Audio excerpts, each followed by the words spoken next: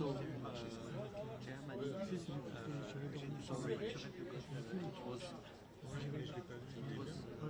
C'est un peu comme ça, il va dans un pays, il se fait kidnapper et tout. Et justement, les mecs, ils ont le même gars dans la nuit et tout, il rouge de lui, il a peur.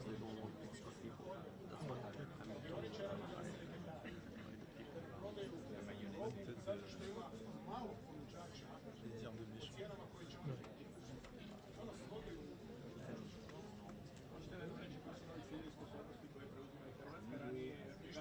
Ça va? Ouais, ça va.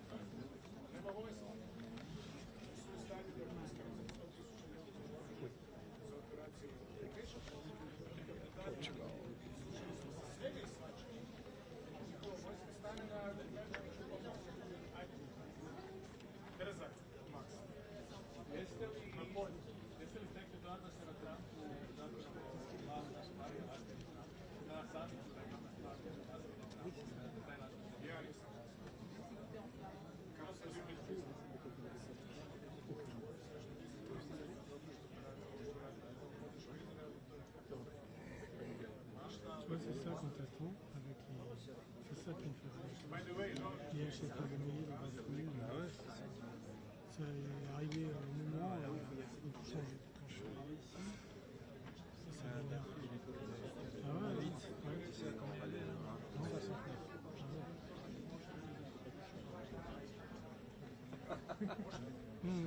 va vite, hein? Oui, oui. Mais bon.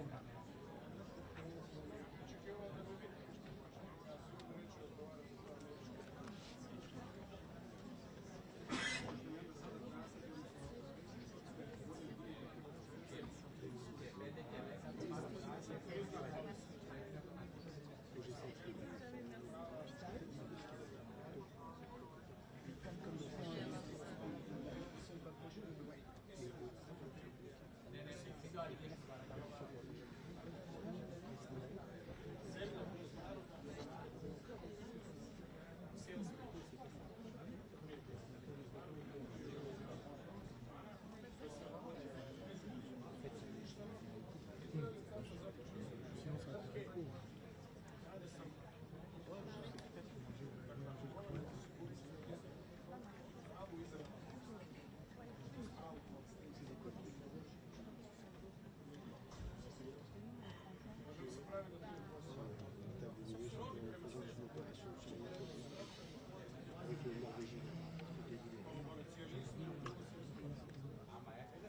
Ah ouais, j'ai vu.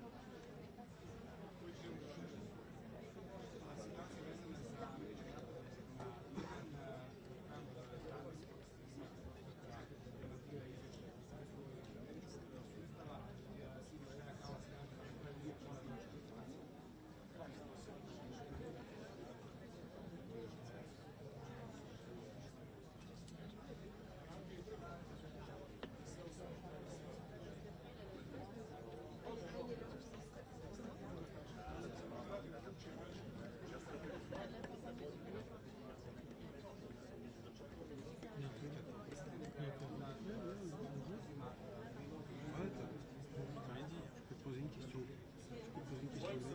Ouais. Tu veux pas mettre la live par terre? Ah, c'est difficile, mais quand il arrive, je vais tomber comme ça. Parce que le cadre, c'est pas assez long. Ah oui, d'accord. Ah oui, oui, t'as raison. Pardon, ok, j'ai compris. Understood. Oui, parce que quand Jules utilisait le câble plus long, il était attrapé par tout le monde. Understood. Leave me a spot as well. We'll all be good. Yeah. There's space for everybody. At the end, everything is fine. I just start off like this, and then we're good. Sauf si on a des gens. We're wanting him to finish up the press point. Like, what happens when Macron talks? We don't want him to speed up. Non, non, faut pas, t'as mis pas. Non, mais j'ai même pas sur un câble, je suis en câble. Ah oui, d'accord. Mais je relèverai tout à l'heure, parce qu'après, on refera un réglage là-haut, on aura le temps. Juste au moins, Là, tu n'as pas allumé ta mixette, c'est ça? Là, il est pas souvent représenté en Suisse.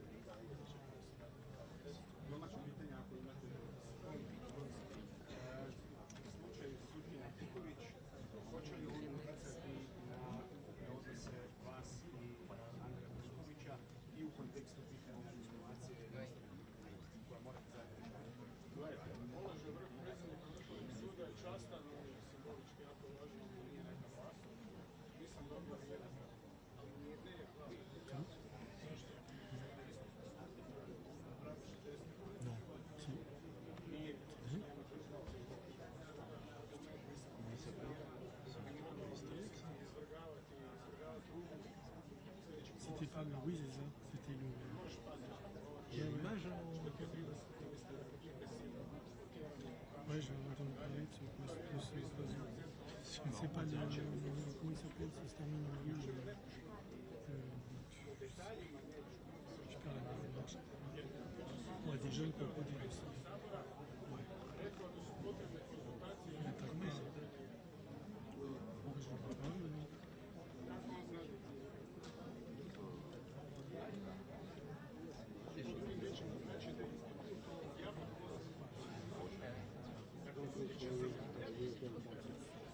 Non, je veux rentrer chez lui.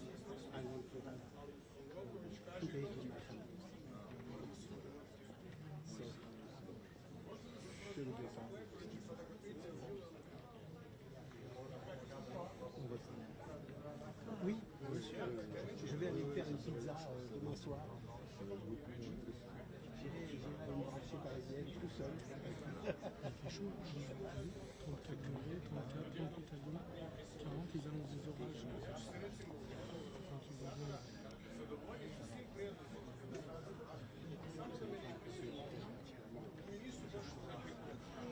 Je sais pas quand il fait trop chaud, toi. Moi non plus.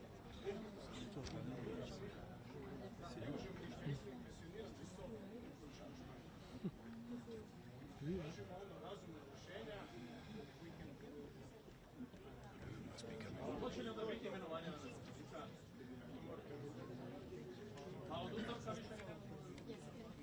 Il arrive, je pense.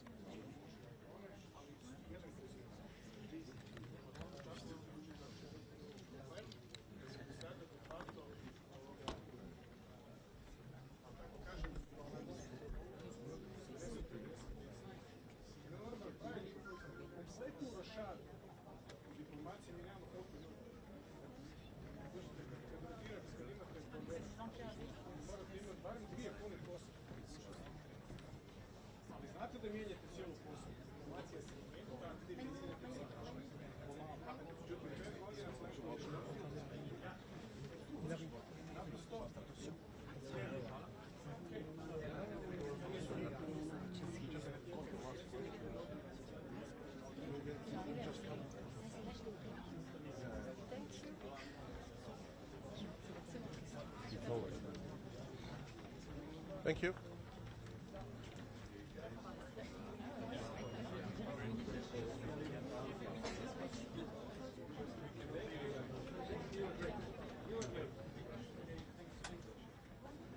Ça m'a dit que.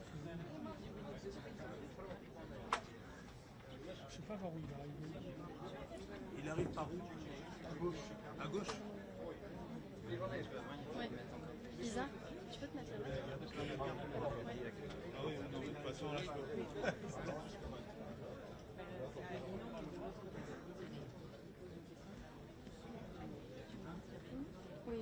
Bah, on peut rester. Attends, non.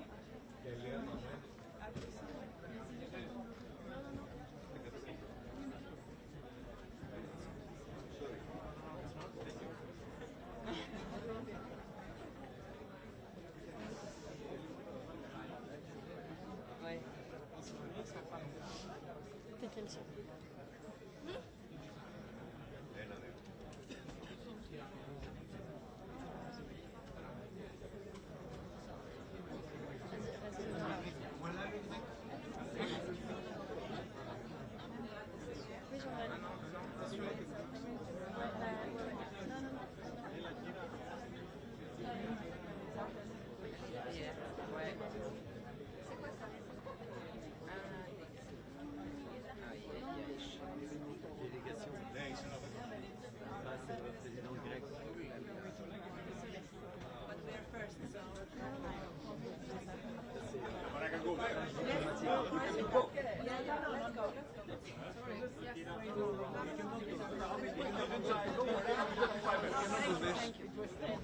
We came first. I'll be 5 minutes. I'll be very quick. So I will come within 5 minutes.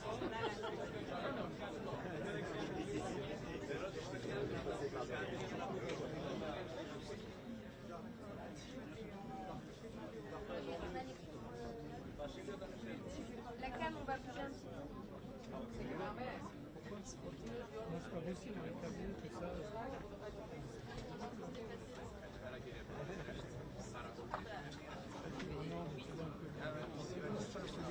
Et attention, il faut, s'il vous plaît, les rédacteurs, vous pouvez faire un pas en arrière, on va devoir replacer la cam de poule. Mais ça c'est bon ici.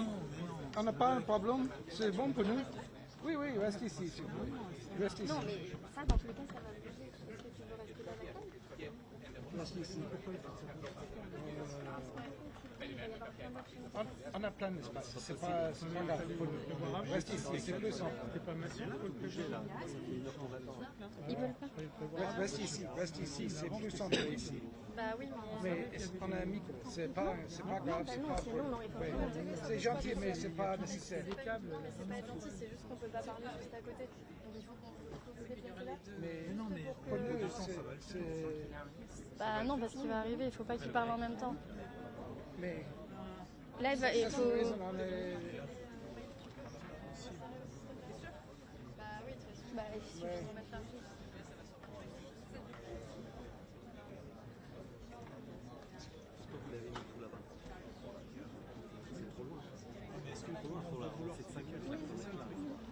C'est là? Ici? C'était là? C'est là ou pas? C'était là? Maïli, tu peux le remettre avec moi, s'il te plaît? Devant la caméra.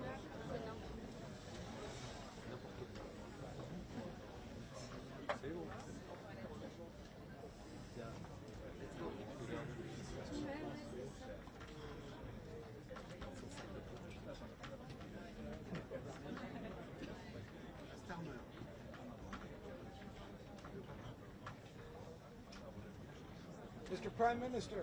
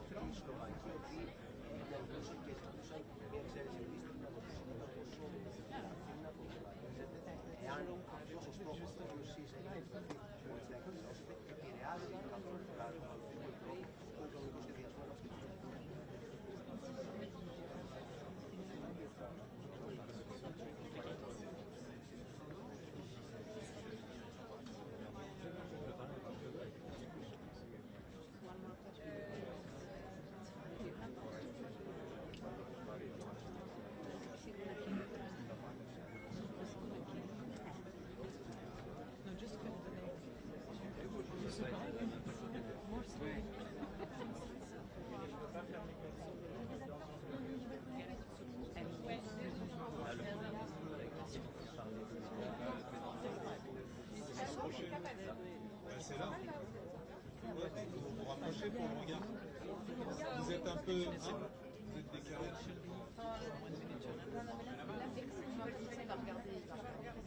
Ah ouais. Pour le pool.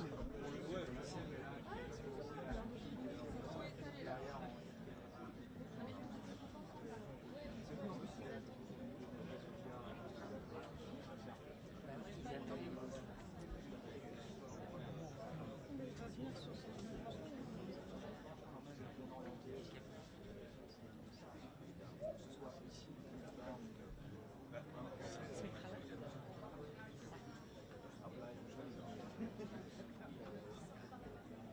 Oui, oui.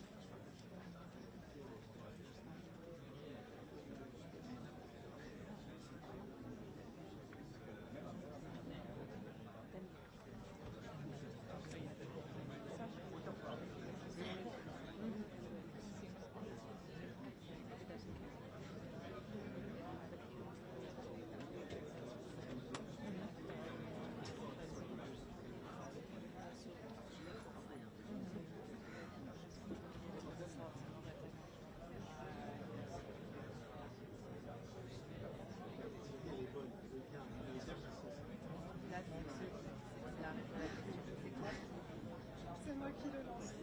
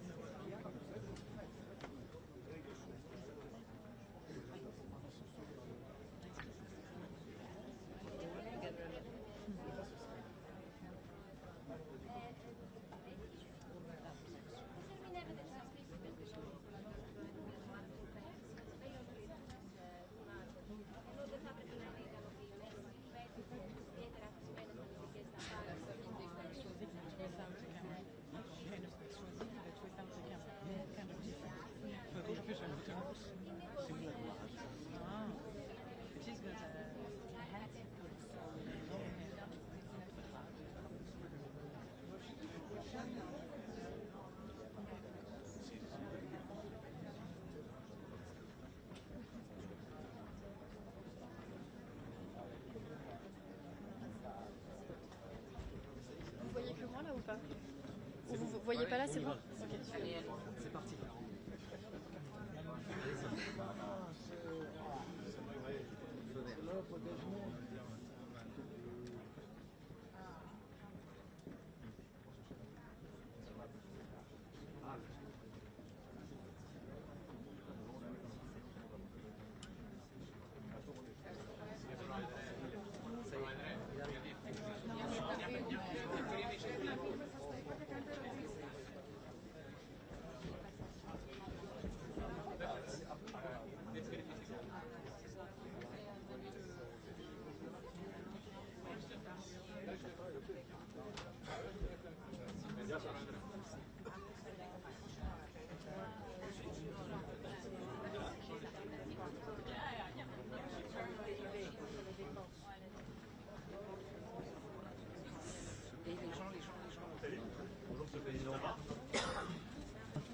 Peut-être quelques mots pour vous dire les conclusions que je tire de ce sommet, ce que j'ai pu exprimer d'ailleurs tout à l'heure. D'abord, en poursuivant le réinvestissement sur les questions de défense, l'ensemble des pays membres et tout particulièrement les Européens continuent d'œuvrer à structurer ce pilier européen au sein de l'OTAN.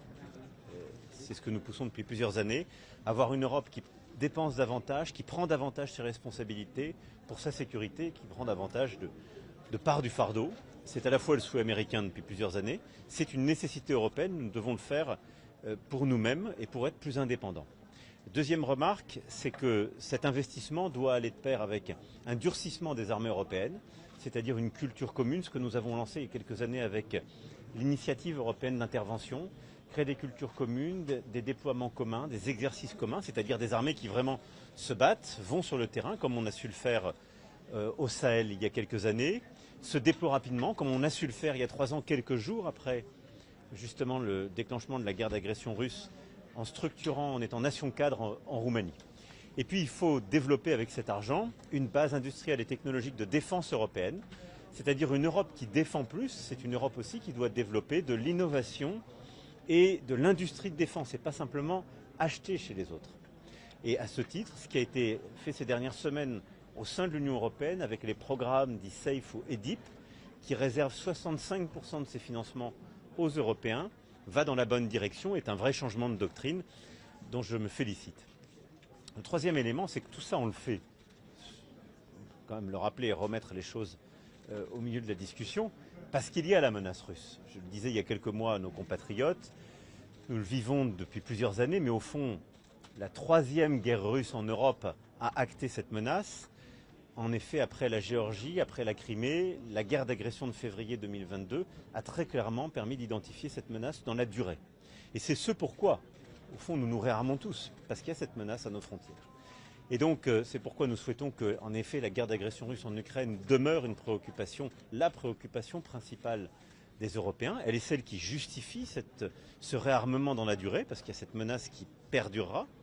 Mais il y a aussi la volonté que nous avons ici réaffirmée d'agir ensemble et de manière partenariale pour arrêter cette guerre. D'abord, on a besoin des États-Unis pour obtenir un cessez-le-feu, par une capacité de dissuasion, en utilisant aussi la crédibilité des derniers jours liée au théâtre iranien. Et puis ensuite, parce que nous prenons notre part, en Européens, c'est le sens même de la coalition de volontaires que nous avons structurée en février dernier et que nous allons réunir à nouveau en juillet, c'est-à-dire que vous avez ces Européens, avec d'ailleurs aussi les Canadiens et plusieurs autres, qui sont là et qui sont prêts dans la durée à soutenir l'Ukraine, à lui permettre de régénérer son armée, de déployer des forces de réassurance. La 4e remarque que je voudrais faire sur ce sommet, c'est justement que tout ça suppose aussi que les Européens pensent leur sécurité de demain. Parce qu'on ne va pas aller vers une escalade sans fin vers plus d'armement. Nous devons nous armer parce qu'il y a aujourd'hui un décalage par rapport au niveau d'armement de la Russie et qu'il y a cette menace. Mais dans le même temps, nous devons penser pour nous-mêmes les garanties de sécurité, le cadre de sécurité dans lequel on veut vivre demain. C'est-à-dire celui qui stoppera la prolifération, celui qui encadrera les capacités d'armement, comme on l'a connu par le passé quand il y avait la guerre froide. Et beaucoup de ces traités de la guerre froide sont tombés ces dernières années dans le silence absolu, le dernier étant le traité FNI en 2019. Et c'est pourquoi, de la mer Noire à l'Arctique, nous avons besoin de repenser chacun de ces espaces, de dire au fond jusqu'où nous sommes prêts à aller pour nous défendre, et quels seraient les termes de la discussion avec la Russie pour permettre de limiter les capacités et d'avoir un chemin de retour de la confiance. Mais il faut y penser dès maintenant pour pouvoir le négocier dans le cadre d'une paix plus large. Mon dernier point, ce sur quoi j'ai insisté, c'est que tout ça suppose de l'unité, du respect et de l'anticipation. D'anticiper les évolutions de déploiement des forces, particulièrement sur le sol européen. Et ça suppose enfin de ne pas oublier les termes de la guerre et les risques qui persistent pour nous. J'ai pu le dire, on a une guerre très territoriale, très terrestre, à haute intensité qui se joue aujourd'hui en Ukraine. Mais la menace, nous le savons, elle se déploiera de plus en plus sur le cyber, dans l'espace, en mer. Et donc c'est là aussi où il nous faut renforcer nos capacités et nous coordonner. Voilà les quelques éléments clés pour moi, à la fois de ce sommet de l'OTAN et ce que j'ai voulu aussi défendre avec mes collègues. Je vais maintenant répondre à Monsieur le Président Donald Trump. Alors, je n'arriverai pas à répondre à 3 questions en même temps. Un engagement concret de la part de Donald Trump sur cette question du respect de l'article 5, après les premières déclarations qu'il a faites hier. Alors moi, je vais vous dire, c'est très simple. Ce matin. Mon travail, c'est pas de faire l'exégèse de ses propos. Il y a des textes, il y a des juristes pour voir ces textes, et après vous lui posez les questions. Mais sur le fond, mais moi, vous faites confiance aujourd'hui parce que mais ça fait moi, partie des choses je veux dire, on est dans cette alliance avec tout ce qu'elle embarque, qui est une solidarité entre tous ses membres. Et donc quand mais ça, c'est pas mon job. C'est pas mon job, ça. On a l'impression. Moi, je vais vous dire très simplement, j'avance. Je veux que les Européens, il y a des textes, ils sont signés. Je crois qu'ils font pas tellement mystère. Et il n'y a pas tellement aujourd'hui, ni chez les juristes, ni chez les diplomates, l'article 5 implique une solidarité entre tous les membres, pas d'ailleurs d'un vers les autres, entre tous les membres s'ils étaient agressés. Donc je pense qu'il ne faut pas jeter le doute là-dessus. Après, ce que je dis, c'est que, cette solidarité existe, elle est dans nos textes, que tous ceux qui sont autour de la table aujourd'hui, ça veut dire qu'ils continuent d'œuvrer dans cette solidarité, et que nous renforçons la place des Européens par ce réinvestissement historique que nous décidons, que la France a d'ailleurs commencé depuis 7 ans, puisqu'avec nos 2 lois de programmation militaire, nous aurons doublé notre budget des armées. Mais surtout, on renforce aussi notre indépendance, c'est-à-dire notre capacité à moins dépendre. Mais Monsieur le Président, on a l'impression que la sécurité collective dépend des sautes d'humeur et de l'ego d'un homme. C'est pas très rassurant. Non, mais justement, il ne faut pas que ce soit le cas. Alors, ça n'est pas le cas. Je tiens à vous le dire, pour la France qui a une armée complète, solidement dotée, qui a la dissuasion, ça n'est pas le cas. On ne dépend pas des autres pour notre sécurité. Et donc moi, je pense que notre Europe, elle doit encore se renforcer pour moins dépendre des autres, même si c'est une très bonne chose d'avoir une alliance plus large qui nous permet d'avoir plus de force et de profondeur. Monsieur le Président, sur la guerre commerciale. Alors, excusez-moi, votre collègue puis vous. Monsieur le Président, avec Donald Trump sur le cessez-le-feu entre l'Iran et Israël. Je n'ai pas eu l'occasion là d'en parler avec lui. Quelle est votre analyse des dégâts infligés Elle est encore en cours. Il y a des rapports qui disent qu'elles ne sont pas très lourdes. Le président Trump dit que c'est un anti pour des décennies. Où vous situez-vous ? Premièrement, nous sommes en train de finaliser ces analyses en propre pour ce dont nous disposons. Il y aura ensuite une confrontation avec l'analyse des autres pays intéressés, évidemment américains, les autres Européens, les Israéliens. Et puis j'aurai l'occasion tout à l'heure de voir le directeur général de l'Agence internationale pour l'énergie atomique, M. Grossi, et j'échangerai aussi avec lui sur ce sujet. Monsieur le Président, quelle est votre stratégie pour traiter Donald Trump ? Lui être très flatteur, lui opposer de la résistance. On a vu beaucoup de chefs d'État faire preuve d'obséquiosité ici au sommet de l'OTAN, voire carrément du ciel. J'essaie toujours d'avoir la même... traiter Trump. J'ai toujours fait pareil depuis 2017, c'est-à-dire en étant extrêmement direct, tout à fait respectueux, mais moi j'ai toujours dit les choses, donc je les ai dit aujourd'hui.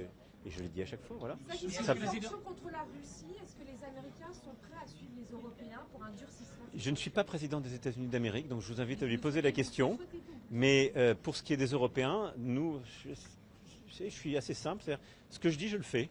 Et donc nous défendons le paquet de sanctions, le 18e paquet qui a été proposé par la Commission.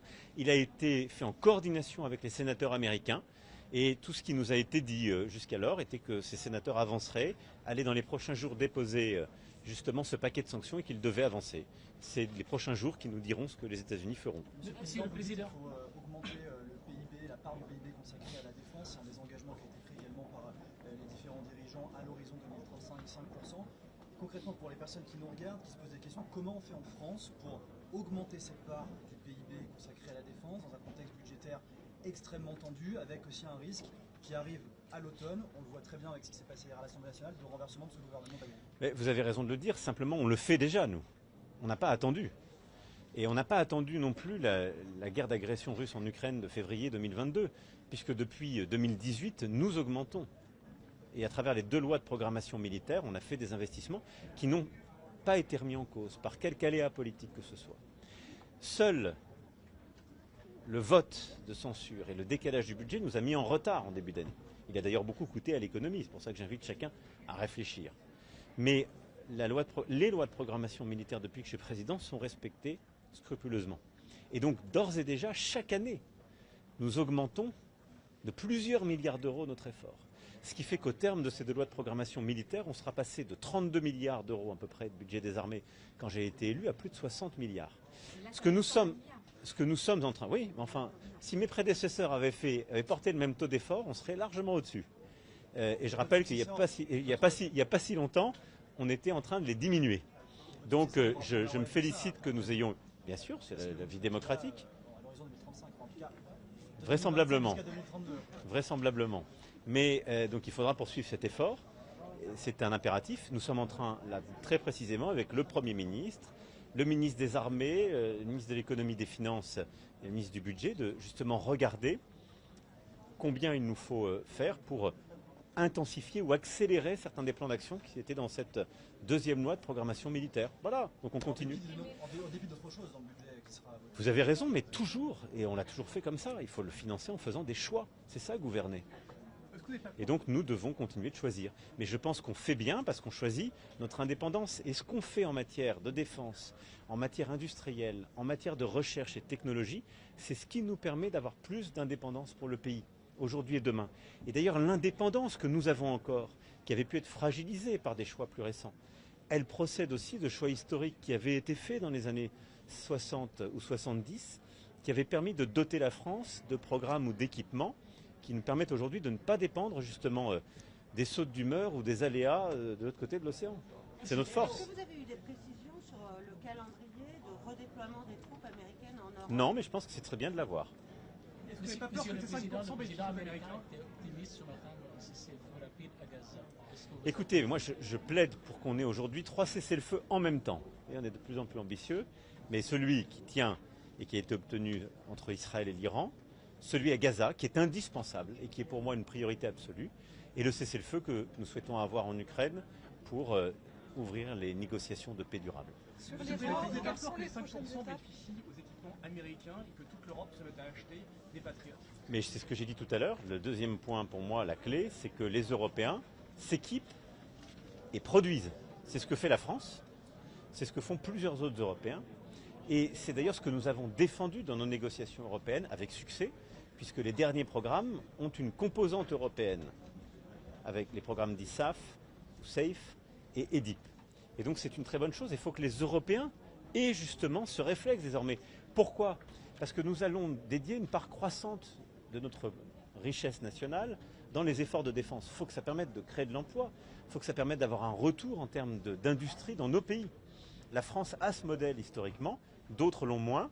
Et d'ailleurs, nous souhaitons avoir des programmes beaucoup plus larges, beaucoup plus partenariaux et qui aient aussi des retombées industrielles pour ces pays. Et je pense que c'est comme ça qu'on aura une avancée qui est gagnant-gagnant. Ça réduit aussi notre dépendance, parce que parfois, quand on achète des programmes ou des équipements qui sont américains, quand on a des désaccords géopolitiques, on est dépendant de leur autorisation ou pas.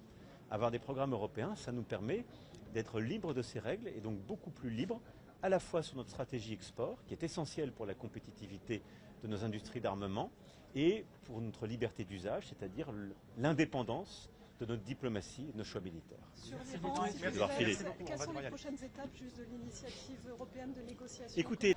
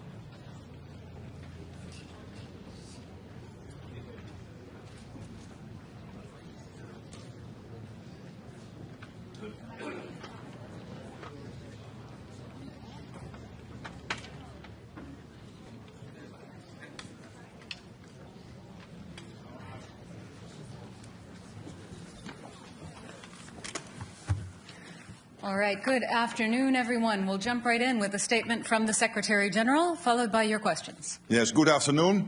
And we have just concluded the formal part of the NATO summit in The Hague.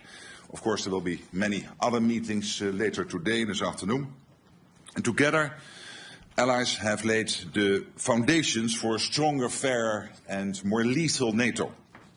NATO leaders agreed on the The Hague Defence Investment Plan.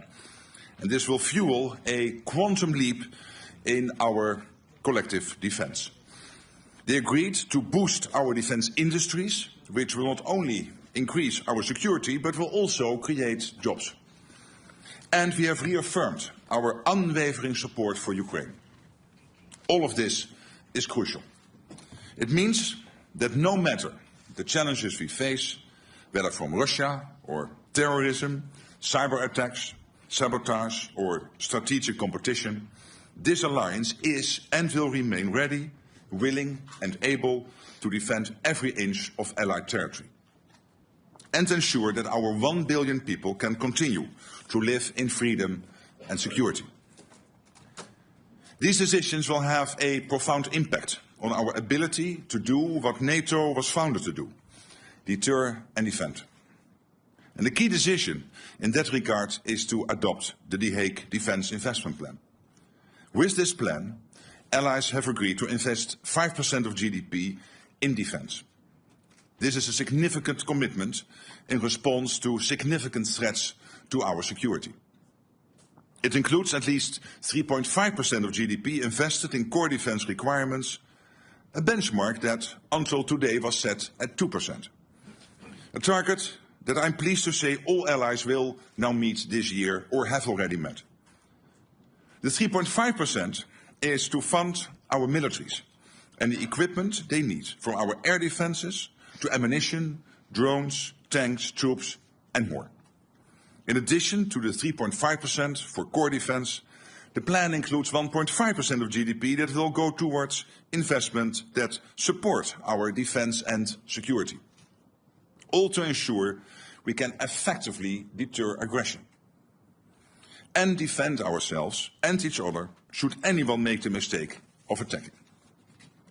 Allies recognise the severity of the threats we face, and in response they have come together to agree an ambitious but essential new defence spending commitment. Our decisions today show, from the Mediterranean to the Arctic, from the west coast of North America to our eastern flank, all allies are united in understanding that we need to step up to stay safe, and they are acting on it. President Trump has been clear. America is committed to NATO. He affirmed that again today in no uncertain terms. At the same time, he made clear that America expects European allies and Canada to contribute more. And that is exactly what we see them doing. European allies in Canada will do more of the heavy lifting, equalizing their spending and taking greater responsibility for our shared security. Of course, work does not stop here. This is day one. We now shift from agreeing on what we need to rolling up our sleeves and making this new plan a reality. And part of this requires that we rapidly expand our defence industrial capacity on both sides of the Atlantic. We need quality and quantity. We need to innovate and we need to act fast. So we will continue our work to bring down barriers. We will leverage our partnerships with the European Union, with Ukraine and in the Indo-Pacific to foster defence industrial cooperation. And there are major economic benefits, with the potential for literally millions of extra jobs across the alliance. The decisions made today will make NATO much stronger. They also make NATO a fairer alliance, with Europe and Canada stepping up and carrying their fair share of the responsibility for our shared security. The resolve of allies is clear. We are in this together, committed to Article 5, and we are determined to stand firm. No one should doubt our capacity or determination should our security be challenged. This is the stronger, fairer and more lethal alliance that NATO leaders have begun to build. Of course, this is also an alliance that stands firmly by our neighbor and partner, Ukraine. My dear friend Volodymyr Zelensky is here in The Hague with us at the NATO summit along with his team. Our resounding message to him and the Ukrainian people is that Ukraine has our continued support, including with over 35 billion euros pledged so far this year, with more to follow. All of this, our aim is to keep Ukraine in the fight today so that it can enjoy a lasting peace in the future. We stand by Ukraine in its pursuit of peace and will continue to support Ukraine on its irreversible path to NATO membership. It has been a momentous meeting today. Leaders have agreed on a trajectory that will ensure we are able to safeguard our freedom and security well into the future. And with that, I'm happy to take your questions. All right, I will call on people, and please, if you could state the outlet you're from, if I don't know that already. We'll start with Sky News. Yeah. Right here in the front and the center. We need a mic here. Thank you. Thank you. Deborah Haynes from Sky News. Hi. Hello. The language that you have used when talking to Donald Trump has been notable because of its flattery.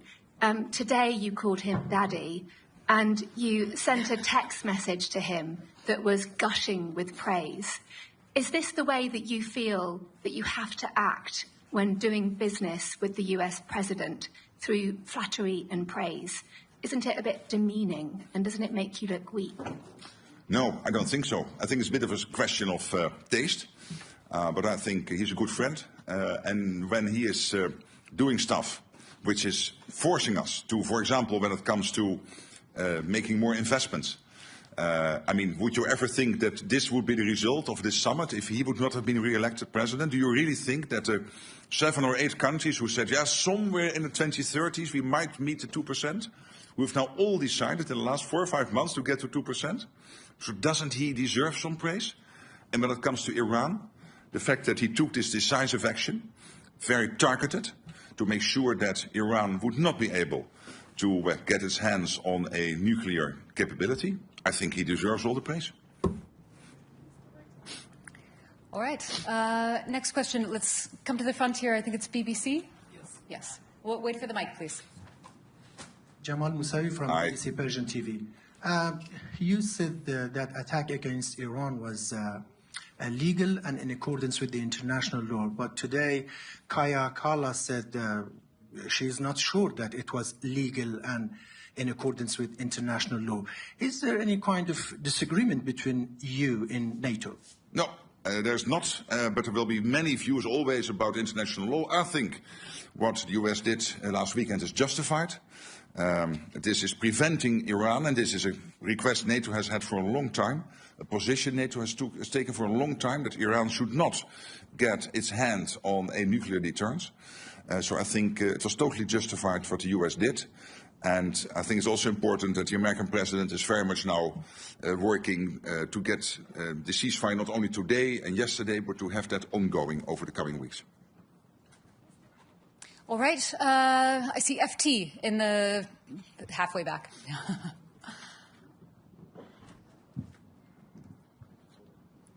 She has to hold it. Secretary General Henry Foy, Financial Times. Aye. The floor. Donald Trump has said the US won't agree with the 5%. That's for all of us to do, but not him. Is that fair in an alliance that's built on sharing and unity? And secondly, what will you do if he comes back next year and asks for more than 5? Thank you. Well, when it comes to the 5%, there are the 2 elements. One is the 3.5% core defense spending. The US is more or less there. And when it comes to the 1.5% defense-related spending, we can safely assume that the US is doing that. When you look at their enormous capacity when it comes to fighting cybercrime, hybrid threats, when it comes to their infrastructure investments, when it comes to developing the defense industrial base. So I think we can safely assume that the US is more or less at that 5% already. All right.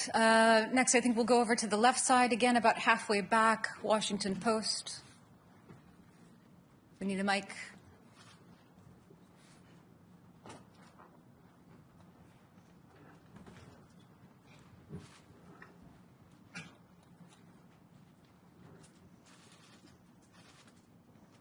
Thank you, Secretary General Ellen Francis, Washington Post. NATO allies will have to go to great pains to convince people that this money should be spent because of a Russian threat. But some of the comments at this summit suggest that it's all about pleasing President Trump. I think Secretary Rubio called it the Trump summit. Do you agree that it's the Trump summit? And how much of this pledge is about keeping the U.S. president happy? Thank you. Well, there are two issues to this and to the 5%. One is that there is this consistent ask from the US. This started already with Eisenhower in the 1950s for the Europeans and the Canadians to equalize with what the US is spending. And now, finally, we are going to do that. But obviously, the 3.5 core spending and the total 5% is deeply rooted in the outcome of a process in NATO, the NATO defense planning process, which has led to agreeing by the defense ministers 2 weeks ago on our targets. So what each country needs to do when the call would come, if the call would come, we need you to help because there is an Article 5 situation. And we have calculated that to basically reach those targets, we need to spend 3.5% on core defense and, of course, the 1.5% on defense and security-related spending. So there is this US request, please equalize, because it's not fair that we shoulder much more than the others are doing and that we are carrying more weight than the others are doing. And there is the issue of that it is really necessary because of the long-term threat by the Russians to the whole of the Euro-Atlantic area and also the other upcoming adversaries, and of course the situation with China, where we see this impressive military build-up. So it is both true. The US has consistently had this request now for 60, 70 years, and finally we will do it. And I think that's important. It makes the whole of the alliance more stable and fairer. And there is the need because of Russia and others. All right. The woman in the third row over on the left side here. Natalia Robs, the new voice of Ukraine. Secretary General, you have stated that this year Canadians and Europeans have pledged 35 billion into military support to Ukraine, and this is not even the half of the year. In your opinion, what should be expenditure for Ukraine at the end of the year? And what amount of military aid to Ukraine could help Ukraine to win the war, not just survive? Well, on the first question, it's difficult for me to exactly predict, but you can safely assume as the trajectory in the first almost 6 months now is really north of the trajectory last year, that also by the end of the year it will end up north of the over 50 billion which was pledged in 2024. So I'm positive about that, optimistic, but I'm not going to make a concrete prediction. But we can safely assume that the end result will be positive. And of course, what we are doing here, we have to make sure that Ukraine can stay in the fight, that Ukraine has what it needs to be as strong as possible. But obviously, we are all also working on getting a peace deal done or a long-term ceasefire done. And then we have to make sure that Ukraine has what it needs to prevent Vladimir Putin from ever trying this again in the future. And the first layer of that, making sure that Ukraine can defend itself post a peace deal / a long-term ceasefire, obviously is also the support we are now providing to keep them in the fight, which has to do, of course, with training. It has to do with delivering military equipment, so the command in Wiesbaden, but also the various streams of money going into Ukraine, developing Ukrainians' defense industrial base, which still has about a 35 billion spare capacity. So this all together will help Ukraine to be as strong as possible now, but also to deter the Russians post a peace deal / a ceasefire. All right, let's come to the center section now. I see CNN in the fourth row. Thank you so much. I want to follow up on what you just said about the strikes in Iran, but first, can I ask you on Article 5, do you believe that Article 5 is subject to interpretation? Well, you know, Article 5 is absolutely clear, and at the same time, we have always said we will never go into details when exactly Article 5 will be triggered. And why not? Because we don't want to make our adversaries any wiser.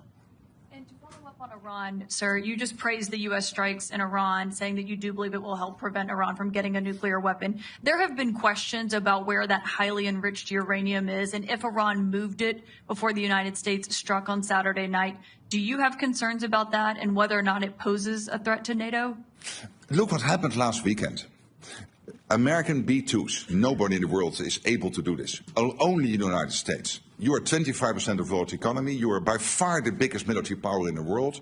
Only the United States is capable to do this. So the B-2s, the fantastic pilots in those fighter jets, the bombs which were used to get deep into these nuclear facilities in Iran. Nobody has that type of stuff.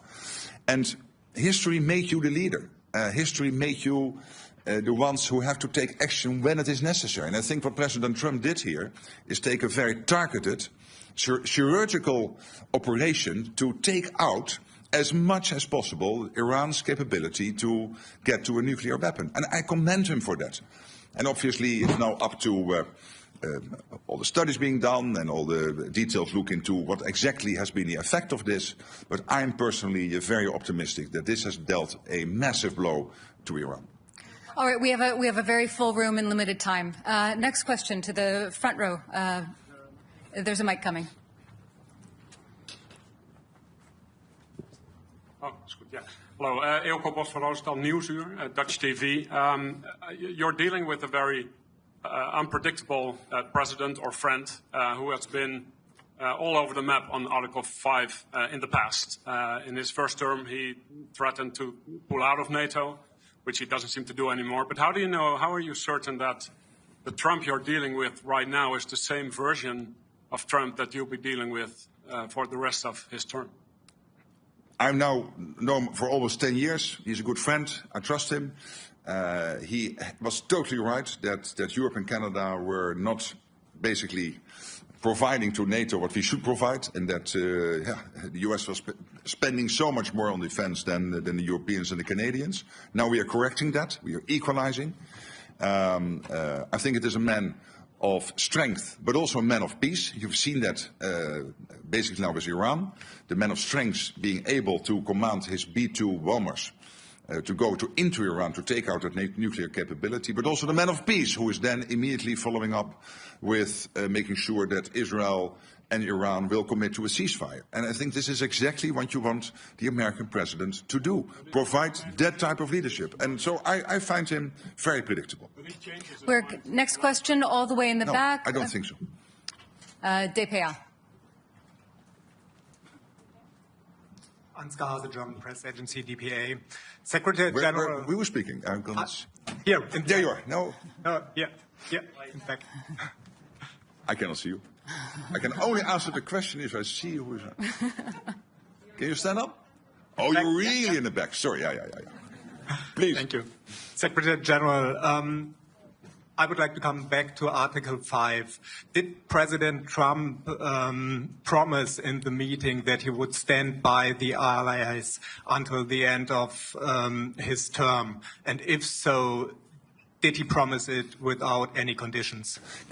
Can I ask you, and not you, you're a journalist, so you're totally, of course, free to ask all those questions, but through you to some politicians in Europe and Canada to stop worrying. The United States is totally committed to NATO. The United States is totally committed to Article 5. How many times do we want them to say this? And as I said before, we have now had half a year when we constantly ask the US, are you with us, with NATO, with Article 5? So let's look for another country in NATO, one of the other 31, Iceland, the Netherlands, France or Canada, for the next half year to answer that question. All right. Limited time, lots and lots of questions. The woman in the green jacket here in the third row. Kathy Newman, Channel 4 News. Hi. Hello. You described in the communique Russia as a long-term threat. Isn't Putin an immediate threat? Did you water that language down to get agreement? No. Of course, if you're a long-term threat, you're also a short-term threat. So he is a threat now, and he is a threat in the long term. All right, same row, the woman in the white shirt with the glasses.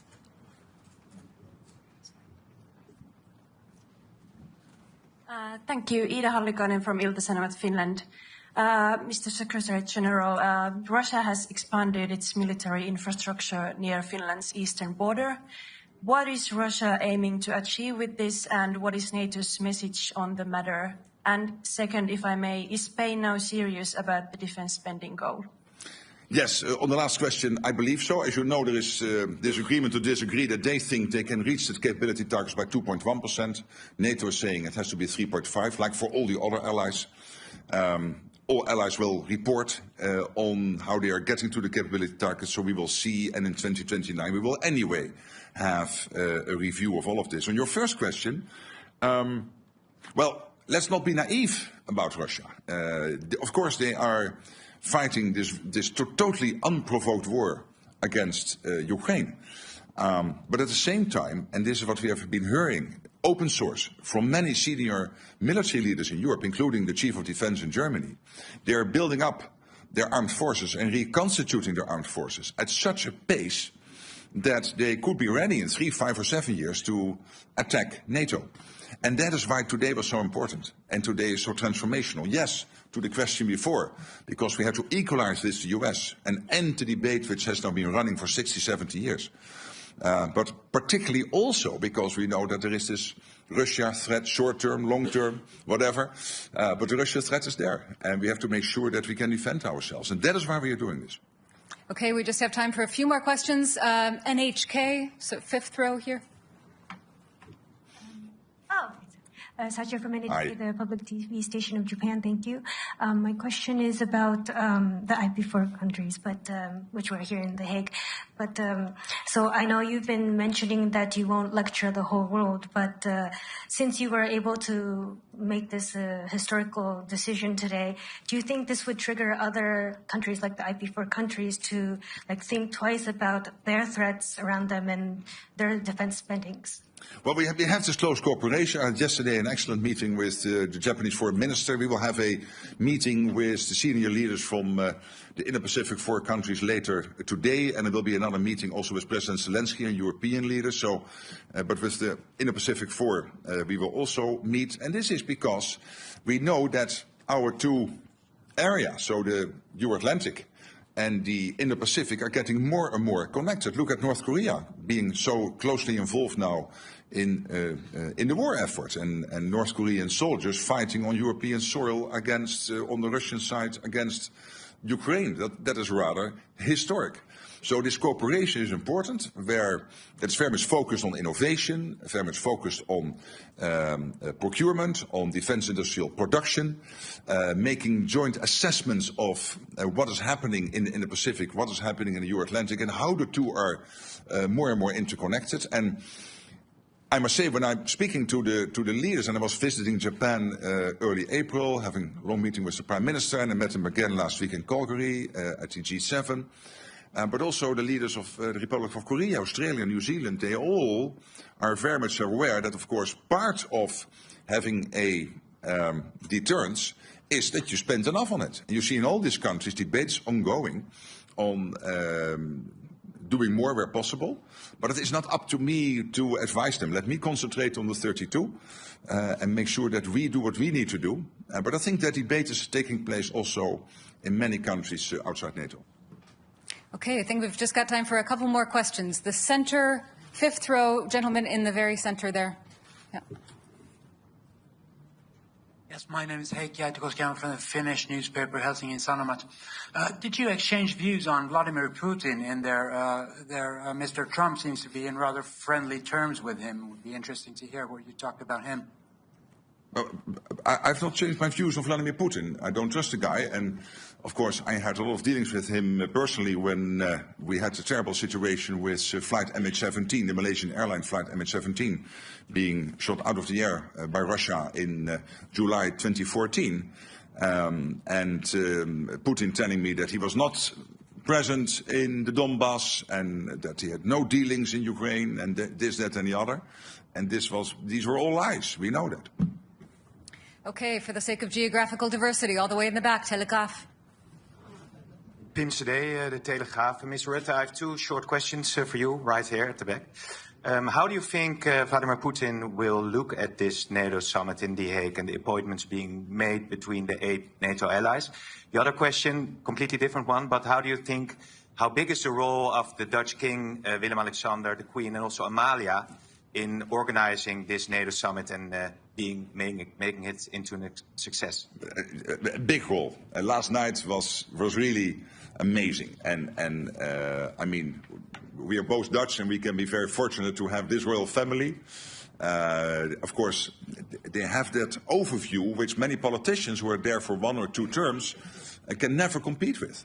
So we have a king here in the Netherlands who is now in that position for 12 years. And you sense that. I mean, the breadth, the benefits from which he is speaking, including with the American president and other leaders, is really impressive. And I've seen the same before with his mother, Queen Beatrix. So that is one of the huge advantages of having a monarchy. And I would say, well, to your and my country, let's be happy and let's be glad and grateful that his family is willing to do that. On the other question, I mean, look what Putin achieved. He wanted to divide the West, and now Finland and Sweden have joined NATO. He wanted to divide the West, and now we have committed to a 5% spending target. So he cannot be very happy, and he should not be very happy. All the way in the front, on the left. Never give the microphone away. Give it up so that you can see me. Dejan Šejnović, Nezavisne newspaper from Bosnia and Herzegovina. Thank you very much for this opportunity. So for the West Balkans, for the first time, long time, it hasn't been mentioned in the communique. What does it mean for our region? You yourself were several times talking about the importance of the region for the alliance. So what can you tell us why it's not mentioned? Yeah, but again, this is not your traditional communique which you would see in the UN or in NATO in the past, where you would have 60 pages, 90 paragraphs, basically talking about the world from the birth of Jesus up to today and everything in between. I mean, that's done. We try to focus. So we are still very much concerned. KFOR is there in Kosovo. EUFOR is there in Bosnia and Herzegovina. I was visiting the region, had extensive talks with the leadership in Bosnia, in Kosovo. I had a dinner in Brussels with the president of Serbia. So we are very much involved as NATO. The EU, of course, is very much involved. We closely coordinate with Kaja Kallas and Ursula von der Leyen on the European side. But what we really want to do here is not to recall all the language, like the irreversible path of Ukraine into NATO. It's still there, nothing changed. But really to focus on 3 core issues in 5 paragraphs. And one of the paragraphs is about the next meeting. So basically 4 paragraphs. And that is about, as you know, production, spending, and Ukraine. Okay, final question to the young reporters in the front. Yes. We'll get a mic to you. Just a moment. Thank you very much for this opportunity, Secretary General. We are the youth correspondents. Absolutely. And you are here now for 2 days, and you've been marvelous. Yes, thank you. There's a lot happening in this world, and many children worry about it. Do you think we children can also fight for peace? Or should we trust that you could bring peace to the world? Thank you. But I cannot personally bring peace to the world. What we can do collectively is to make sure that we are so well prepared, we are so strong, that nobody will ever attack us.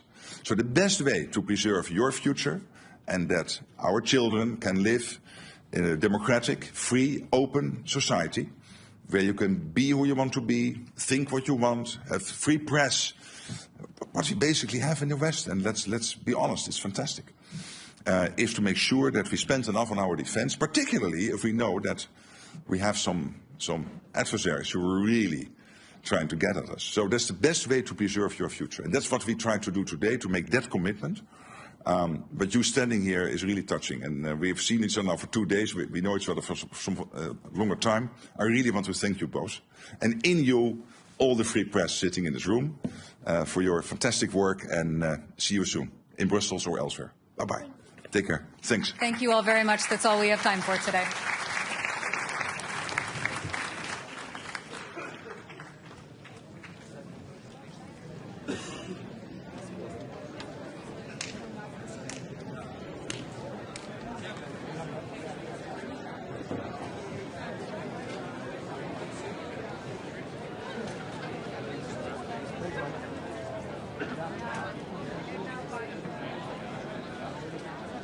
Adjustment at that point. The follow-up question is more of a reflection on the trip and what you hope to accomplish overall here. You said the other day that Canada is the most European of the non-European countries. You came here to sign a security and defense partnership. Serious question. Mm-hmm. Is there any way, or have you given any thought to possibly trying to chart a path to joining the European Union? Obviously, it's a geographical series of countries, but they also share a philosophy about how to arrange society and how to treat individuals, and they share a lot of values with us. So is that door completely closed to us, or is there anything like being an observer or something that we can get to? Because I have to say that question comes up a lot in talking to Canadians these days. Interesting. I haven't heard it expressed to me by Canadians, or many Canadians. So the short answer is no. That's not the intent. That's not the pathway we're on. But much of what you said in your question, I would subscribe to, which is that most European and non-European nations. That's not necessarily a comment about the historical makeup of the country, but it's the relative value set, the value on liberty, the value on democracy, the importance of solidarity. We have similar social welfare systems. The importance we put on sustainability, our ability to mutualize, in other words, to work with others and protect, our belief in a rules-based international system, which the footprint of that is shrinking, but it's not immaterial, and we're helping to build that with Europe. And the way we see it, if I could frame it, final comment, and this could be a bigger discussion at the right point, Europe, part of what Europe is focused on as members of the European Union is a so-called ever closer union. We're looking for a closer partnership with that union. So yes, we cooperate much more clearly and broadly to our mutual benefit, but not as a member, but along that continuum. That starts to answer. I don't think that's a final answer to your question, but it's an important element of building out the system, the way I would say. Hi, Mr. Carney. Mackenzie Gray with Global News. Previously, you've spoken about the idea that Canadians will need to make sacrifices to pay for defense spending. Can you outline what sacrifices you're expecting Canadians to make? Well, I think right now the people who've been making sacrifices have been the men and women of the Canadian Armed Forces because they have not been paid to reflect what we are asking them to do. They haven't been operating with the right equipment in many cases. Many cases their equipment hasn't been working. So the first sacrifices have been there, and we're making up for that and level setting that, and that's an important part of just what we're doing this year in terms of the increase in defense. The second thing I'd say is that the way we're looking at this, and you'll hear more about this in the coming months, that the investments we're making in defense and security, broader security, given the new threats that Canada faces, I think those, we're not at a trade-off. We're not at sacrifices in order to do those. These will be net additive. In other words, more of this will happen in Canada. More of it will help build our economy at the same time as it improves our defense, and we'll get the benefits. The question is, as we move towards later in this decade, and depending on how the threat environment evolves globally, if we are moving to the higher and higher levels of defense spending because that's necessary, then we will have to make considerations about what less the federal government can do in certain cases and how we're going to pay for it. Those trade-offs, I'm going to give you false precision around this, but those trade-offs happen towards the end of the decade into the next decade, and we will be much, much better informed. And if I can go back to Steve Chase's question, the social license element of that, there's going to be a very clear and open conversation about that based on facts and based on what Canadians want. So in terms of the spending on the 3.5%, it seems as though you're saying that Canadians should not expect that there's going to be a substantial increase in defense spending. Of course, not saying what you've done now, but those things will be coming much later down the line. I think it'll be, look, one of the things we're very conscious of the government, and I know you were there. I think it was described perhaps by you as the most boring, and I know there's competition for that, but the most boring campaign release during the campaign, when we spent a day on defense procurement and how we were going to restructure defense procurement. And part of the reason we're doing that for several reasons. First and foremost, value for money for Canadians. Second, you do it. It was you, wasn't it? I'll take your word. And second, and you're in NATO. This is like really important. I don't remember that. And secondly, to have maximum spillovers, like benefits in Canada of that spending to get jobs and others. But thirdly, this issue about how quickly we move up, because one of the things, it's in anything, it's not just in defense. If you all of a sudden start spending a lot more money in one area, you can end up spending a lot more money on rising prices and choke points. That's part of the reason why we're cooperating more closely with the Europeans. Part of the reason why, we continue cooperation with the U.S. in the right areas, but also part of the reason why this increase will happen at a measured pace, or we'll try to do it at a measured pace, and that has that consequence. Go. Bonjour, M. Carney, Valérie Gamache de Radio-Canada. C'est quand même substantiel comme marche à monter en termes de dépenses militaires. Est-ce que vous allez demander aux Canadiens de se serrer la ceinture à un moment donné pour y arriver? Est-ce que vous devrez demander aux Canadiens de se serrer la ceinture, ou pour reprendre le terme de Marc, avez-vous l'impression que vous devrez demander aux Canadiens de faire des sacrifices pour y arriver? OK. Dans ce contexte, pour le moment et pour les prochaines quelques années, jusqu'au et c'est pas exact, mais on peut pas être assez précis que ça, mais je veux dire que jusqu'au fin de cette décennie, c'est pas des grands sacrifices, parce que les grands montants vont augmenter notre économie en même temps que nous allons les dépenser. On va investir, par exemple, dans les minéraux critiques. On va investir dans des brise-glaces, des navires brise-glaces qui sont créés ici au Canada, bâtis ici au Canada, pardon. Alors, pendant les prochaines années, oui, ce sera comme ça. Et le rythme d'accroissement va être assez lent au début, parce qu'il faut être prudent. Le gouvernement doit être prudent au début. Il faut ramasser de l'information. Il faut augmenter la capacité industrielle au Canada et dans d'autres pays de l'OTAN. Et on a eu l'impression dans ce sommet que le secrétaire général de l'OTAN a tout fait pour plaire à M. Trump. Il lui a dit qu'il jamais de président avait réussi ce qu'il réussissait aujourd'hui. Est-ce que c'était trop? Est-ce qu'il en a trop fait, le secrétaire général de l'OTAN, pour plaire à M. Trump? Ouais, je peux parler pour le gouvernement du Canada.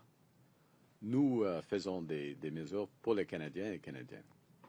Et c'est afin de mieux protéger les Canadiens et Canadiennes, premièrement, afin de défendre nos intérêts et contribuer à la défense de nos alliés. C'est pour tout cela. Dans un monde où les menaces, malheureusement, continuent à augmenter. Est-ce que c'est trop? On verra. On verra en 2029.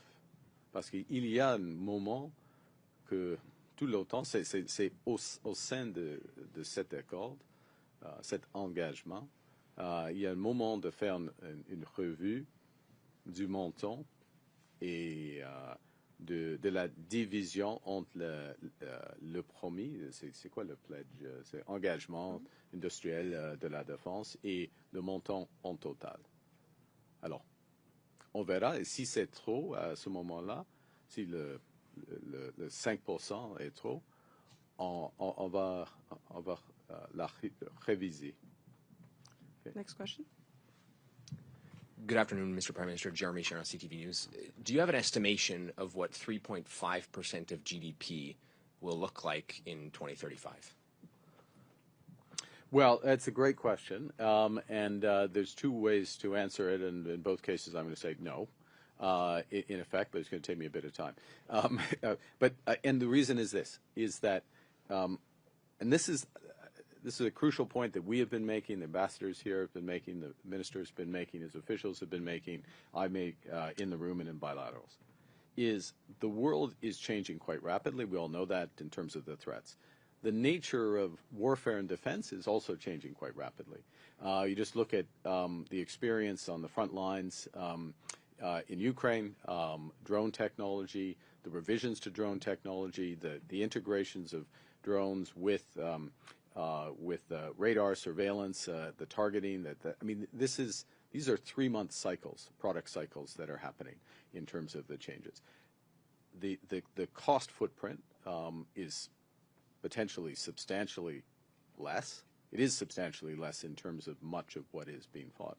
We have not, Canada, NATO more broadly, have not yet integrated those learnings. And that's first thing. People know they need to do that, but that's part of the questions that's going to evolve over time. Secondly, the other threat environments, cyber, I'll group them under cyber, but the scale of cyber, which will only be augmented by quantum, the risks be augmented by the development of quantum, that's changing very rapidly. So we don't know how much we're going to be spending and how we're going to spend, both in terms of, I'll call it, drones are both air and battlefield tank defenses wrapped into one. So how that's going to evolve, how the cyber warfare is going to evolve, what the relative spend is going to be on that, and what's the most efficient way to do that. That's the first element. The second element is whether the threat environment itself changes, because we should spend for the environment, not for some what could be an arbitrary number. Key point. The fact that we are doing this today, the fact that we're united, the fact that the United States is fully behind this, the fact that we're working together, is going to reduce the threat environment 10 years from now. Certainly, now, we'll never be able to precisely answer that, what it would have been versus what it is there, but the deterrence element of NATO has just gone up substantially, and it's crucial. And we would really feel it if we went in the other direction. My follow-up's on the Middle East. Have you seen intelligence from the U.S. attack on Iran's nuclear sites, and do you know how far set back Iran's nuclear attack was, or set back their nuclear capabilities were by this attack? Yeah, I don't have intelligence that I can share with respect to that. I will say that the U.S. attacks degraded Iran's nuclear capability, nuclear weapons capability. Crucial point here. We're now all talking about what we should be talking about, which is this was nuclear weapons capability that they were developing, and that has been degraded. And that shift with some other factors and the clarity, I think, of the U.S. actions and the intent, and I would add to that the neutrality, not quite diplomatic language necessarily used by the president yesterday, but it was neutral language that the president used yesterday. The combination of those factors have contributed to a ceasefire, which is in very early days, and we just add our voices to the importance of that holding, and that those ceasefires, not just holding and being developed, and that there is a more enduring de-escalation with Iran. But also that there is a ceasefire in Gaza. This does create an opportunity. We made that point. It's not just a necessity, but we made the point about what was called resolution in the G7 statement signed by the United States, the G7 statement at Kananaskis, separate statement on Iran, that resolution should lead to reduction of hostilities in the broader region, including a ceasefire in Gaza. We reiterate that point today. We've got about 3 minutes left and 3 journalists left. So okay, I'll be. It's my fault. I'll be quicker. Okay. Yeah. Next question. Prime Minister Thomas Hill from Bloomberg News. You've been in Europe several days speaking with leaders about security. and you campaigned to Canadians about rebalancing defence dollars away from the US. So I wanted to ask if you've had talks with specific European partners about fighter jets, submarines, specific big-ticket items that Canada is looking to procure. The short answer is yes. Can you be On any more both, specific on fighter jets and submarines. When and can we other, expect to see decisions on those? With the review of the F-35, we expect to complete by the end of the summer. If we need, we'll take all the time necessary, no more, and we'll go from there. And submarines? That's a longer process. It runs to 2027, 2020. At least it may be 2028 before the final decision. But it's a big procurement process, and there's multiple steps. But there's lots of interest in helping us in that. Thank you. My other question, I'll try and Wow, be fast, that's is that's question 4. about the commitment to hundreds of billions of dollars cumulatively you've made today. The Parliamentary Budget Officer told us that implies high deficits unless you either raise taxes or cut major projects, social spending. So do you agree with him? And if so, how high a net debt to GDP ratio are you willing to run?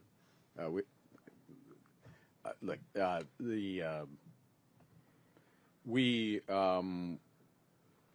will grow this economy. We'll grow this economy. We'll balance our operational budget in 3 years. That's our commitment. But we will also invest in this country, including in our defense industry. Thank you. This country being Canada, not Netherlands. Yeah, thank you. Prime Minister Kate McKenna from the CBC.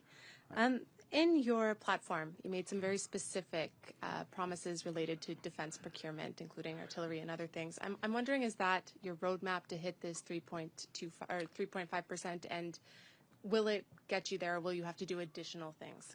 Thanks for the question. No, it's your question's on point. Those commitments, the elements that were identified in the platform, and it's obviously questions of amount, but that they would be consistent with defense spending in the low twos percent of GDP. So there's additional capacities that would need to be developed. Yeah.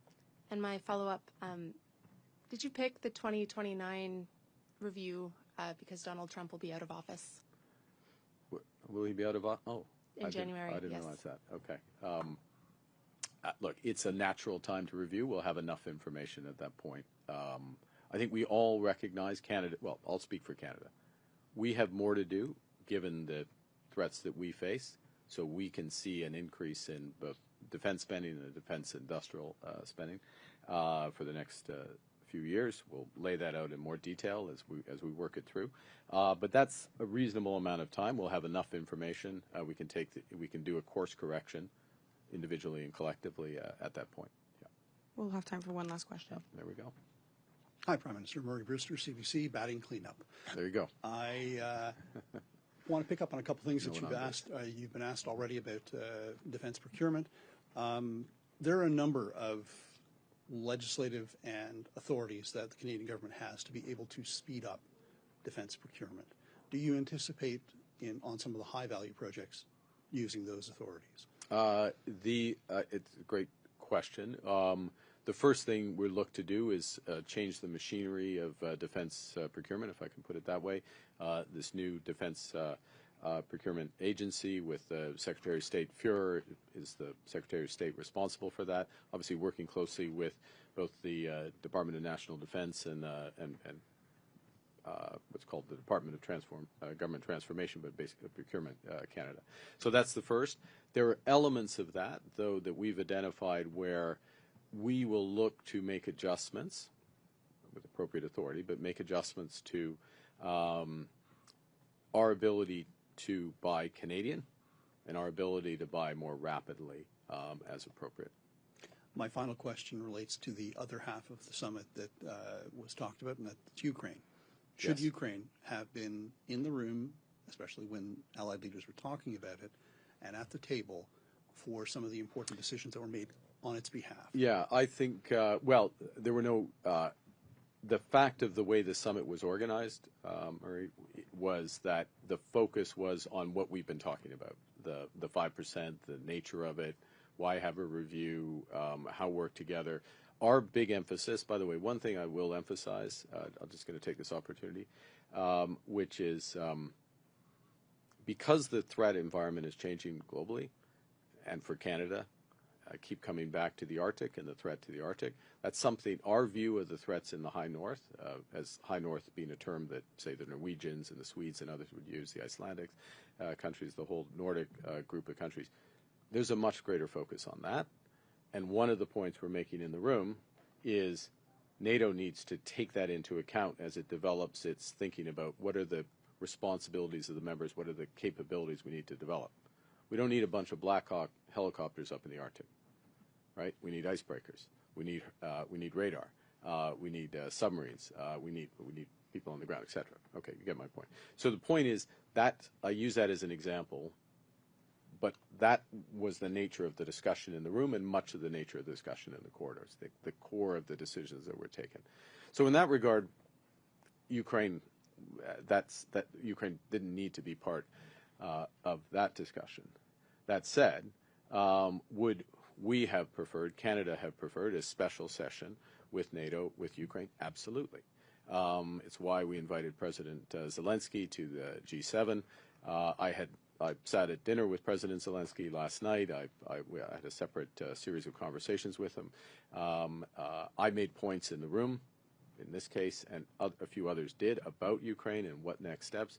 I took the opportunity to emphasize the importance of comprehensive, by which I mean all NATO members, financial sanctions against Russia. And there is a huge opportunity here. Europe's considering their sanctions this week, their 18th package. There is legislation ready in the U.S. Senate under Senator Graham's sponsorship in the U.S. It would be very powerful if they, in both those jurisdictions, EU and the U.S., joined Canada with our latest sanctions.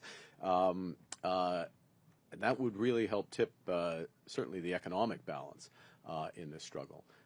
So yes, it would have been better to have a session. We didn't have it, but in the actual session, myself, several others made points, but the bulk of the discussion was about the core decision. Thank you. Thank you. This was our third press conference. C'est ce qui va faire la conférence de presse. Merci. Merci.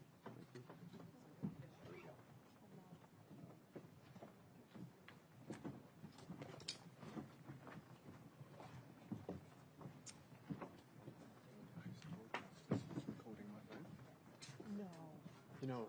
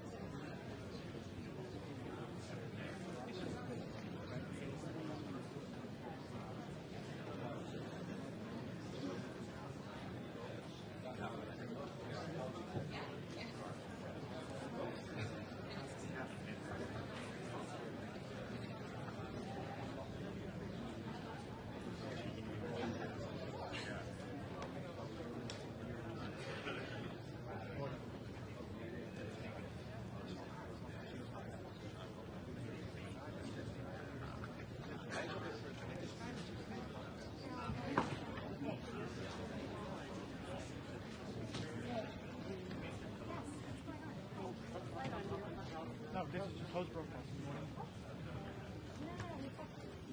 Oh, you're the one. Yes, I need to go in the Senate. Yeah, you can stand. Oh, lovely, thank you. No worries. Get your hands. Here we go. We're going to move you over. Caroline, we have a second, so let's move the camera. Yes, so how do you want to work this? This camera can move to the side? Ja. Dit is het Witte Huis, deze moet naar achter. Sorry? Kunnen we deze naar achter duwen? Ja. Dan komt deze van het Witte Huis hier te staan. Oké, maar anders het niet gebruiken als je wil. Do you want to use the same tripod so we just can click on our camera? Huis maar helemaal naar achter. Zeg jij het er? Ik zeg het komt zo. Plek gemaakt worden voor het Witte Huis.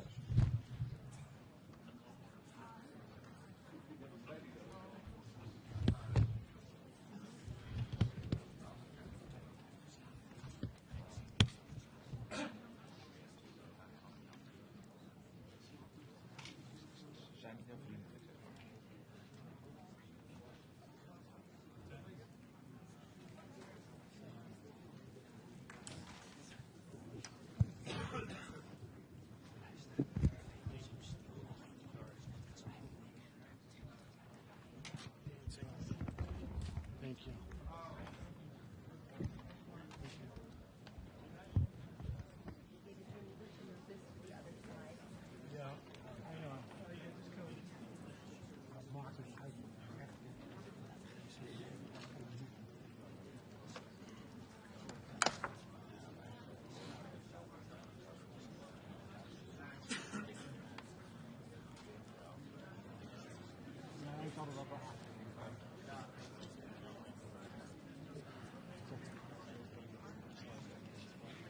dan gewoon een eigen ding.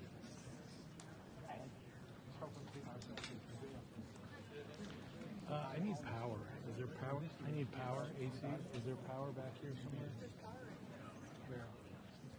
No. Okay.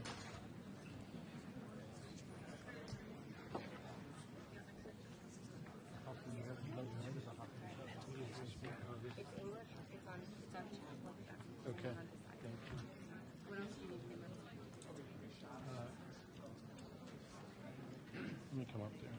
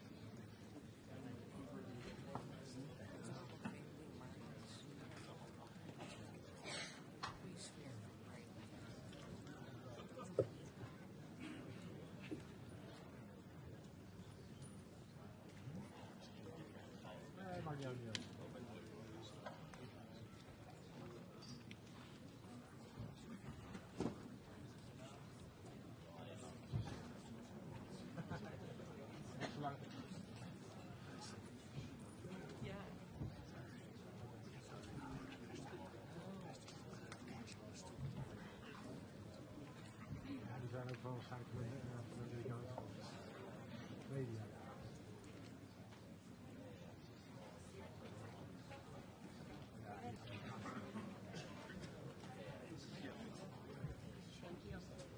David, Ethernet is right behind you. Ja, dat kan ik verstaan. Thank you.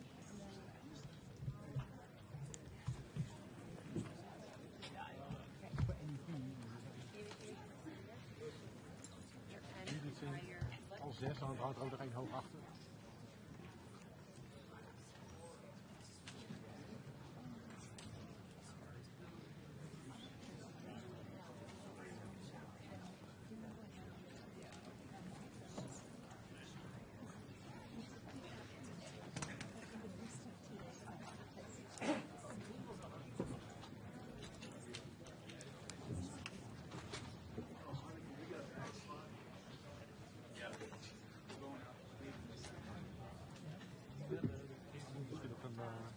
Of zo, dan mogen ze gaan staan. One that you said is this also mine?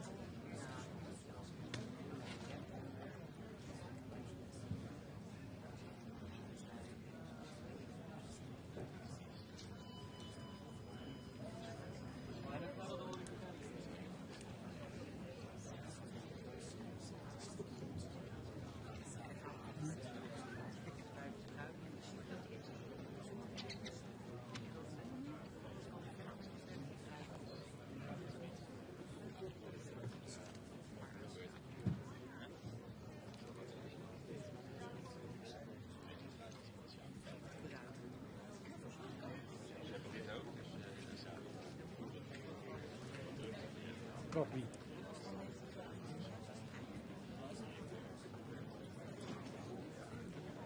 Natuurlijk. Weiter ook. Hij niet.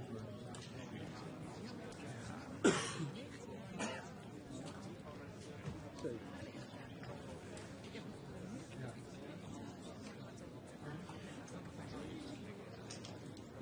Ik heb het gemist.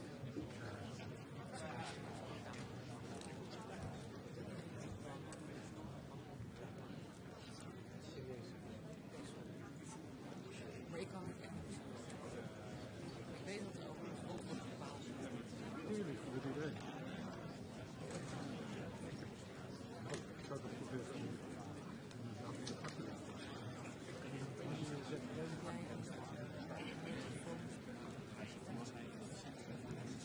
Iedereen maakt het ook goed. Ja. Sorry. Nee, toch? Maar zo goed.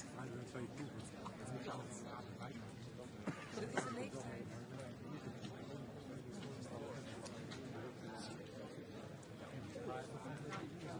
Altijd wel aan audio en lange lens.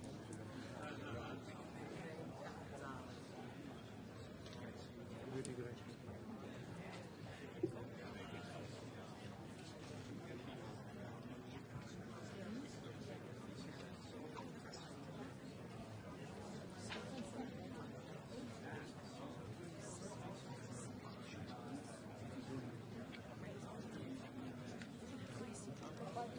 Ja, ja.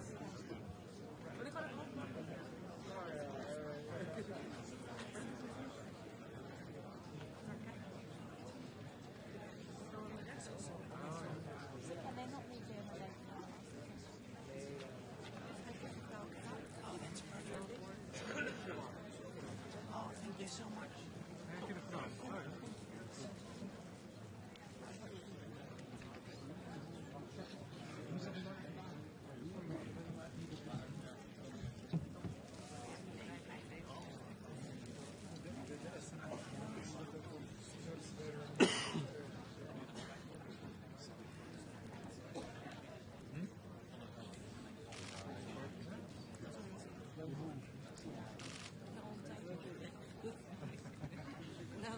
De laatste update is nog steeds dat het nieuwe is. Oh ja.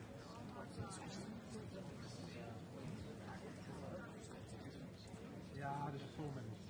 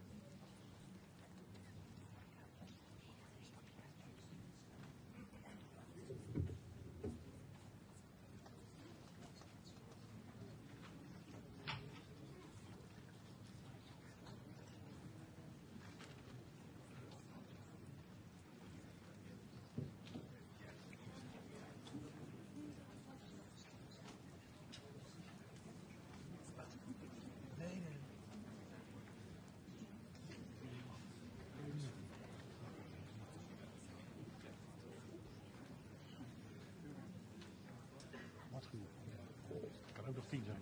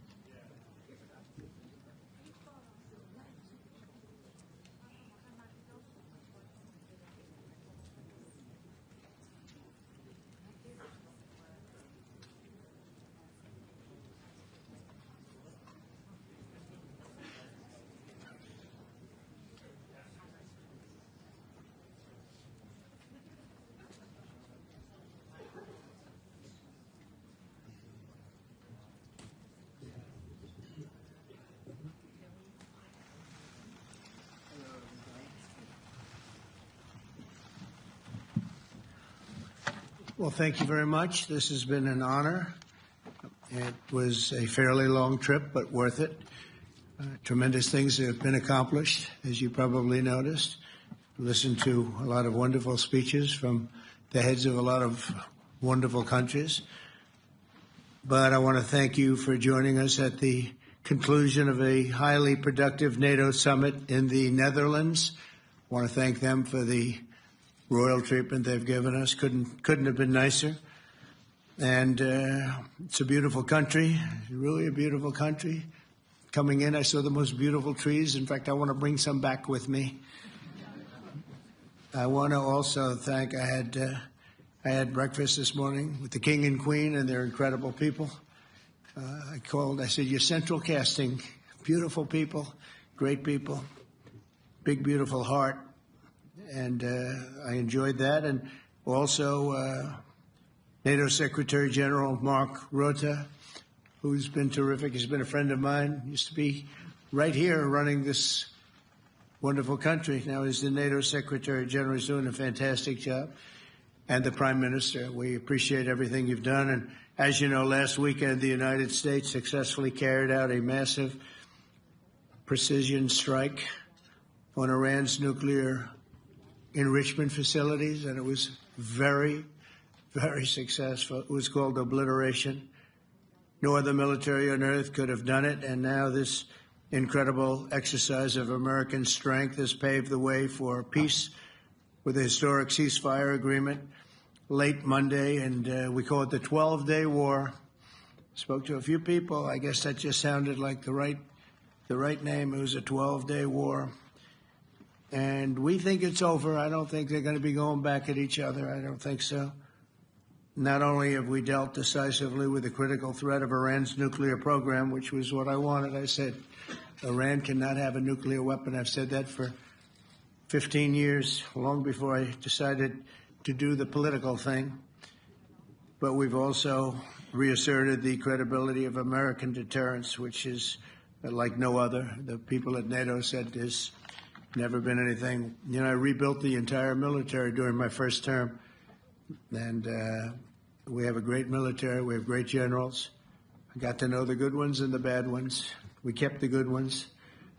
Over the past 2 days, I was honored to participate in the NATO leaders meeting and also had extremely good individual discussions with the King and the Queen, Secretary General Rutte, and the Prime Minister. Great discussions.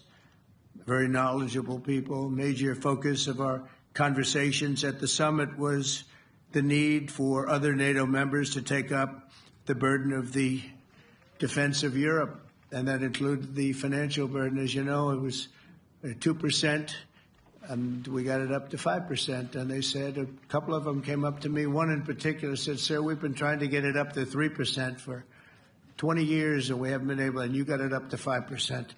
So they're going to be, most of them, I guess almost all of them, are going to be contributing now, 5%, a number that people are surprised at, but you need it today. The United States accounts for 2/3 of all NATO defense spending. And since I began pushing for additional commitments in 2017, believe it or not, our allies have increased spending by $700 billion. I said to people, you don't have any money, and a lot of them weren't paying. And so I started the process, and I picked it up as soon as I got back, which is 6 months ago.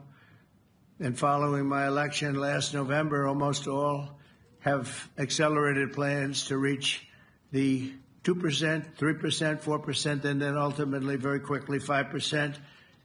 And all of this is going to be done very quickly, almost immediately. You probably know this as well as I do. I'm sure they've been talking about it. It's really been a big focus.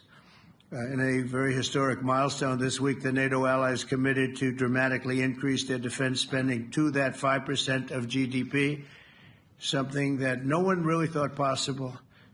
And they said, "You did it, sir, you did it." Well, I don't know if I did it, but I think I did. This will be known as the Hague Defense Commitment, which is pretty good, pretty appropriate. When the allies reach this number, it will add more than $1 trillion a year. Think of that, $1 trillion per year to our common defense. And this is a monument really to victory, but it's a monumental win for the United States because we were carrying much more than our fair share. It was quite unfair, actually. But this is a big win for Europe and for actually Western civilization.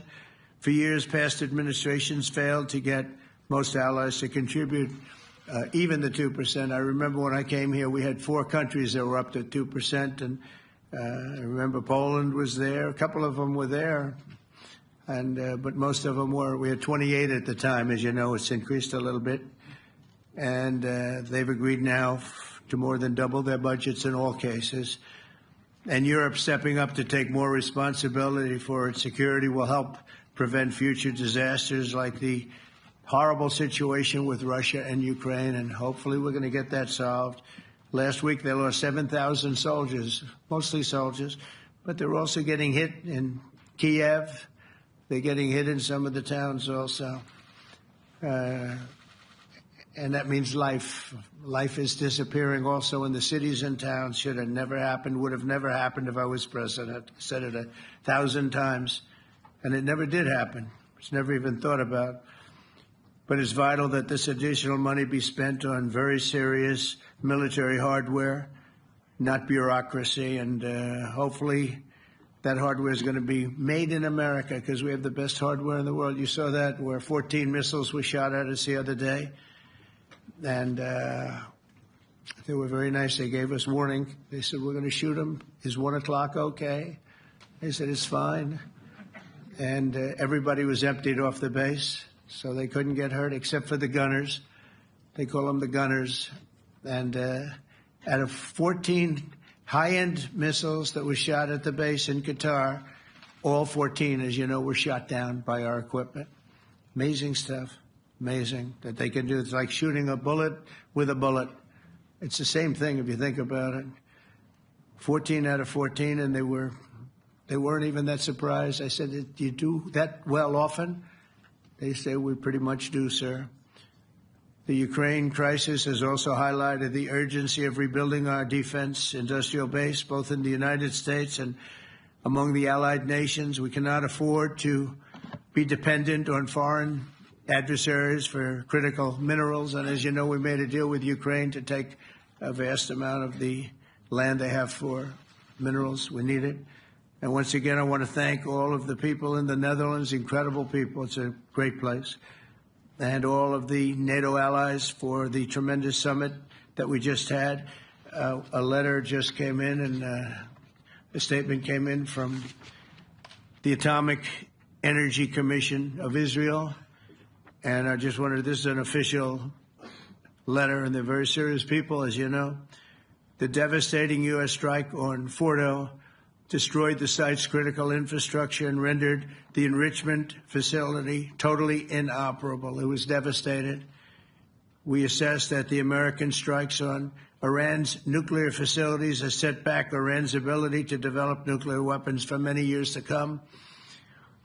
This achievement can continue indefinitely if Iran does not get access to nuclear material, which it won't. It's so sad that that whole thing had to go.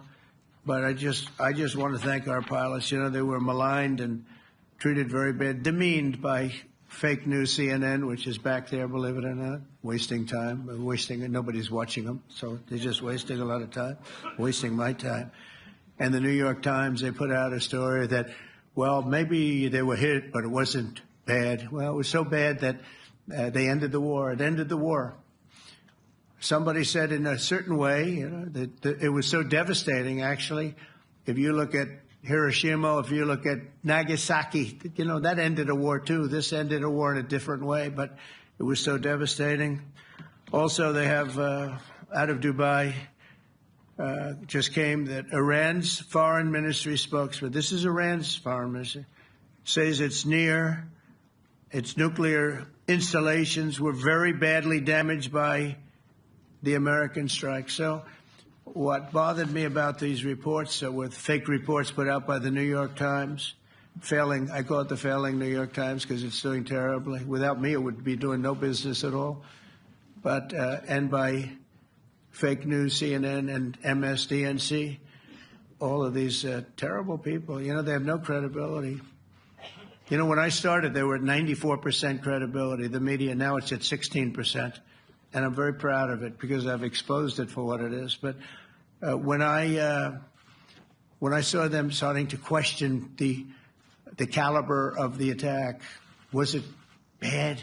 Well, it was really bad. It was devastating. They were obliterated. In fact, you can't get into the tunnels. They just put that over. That just came out. They can't. There's nothing. There's no way you can even get down. The whole thing is collapsed in a disaster. And I think all of the nuclear stuff is down there because it's very hard to remove.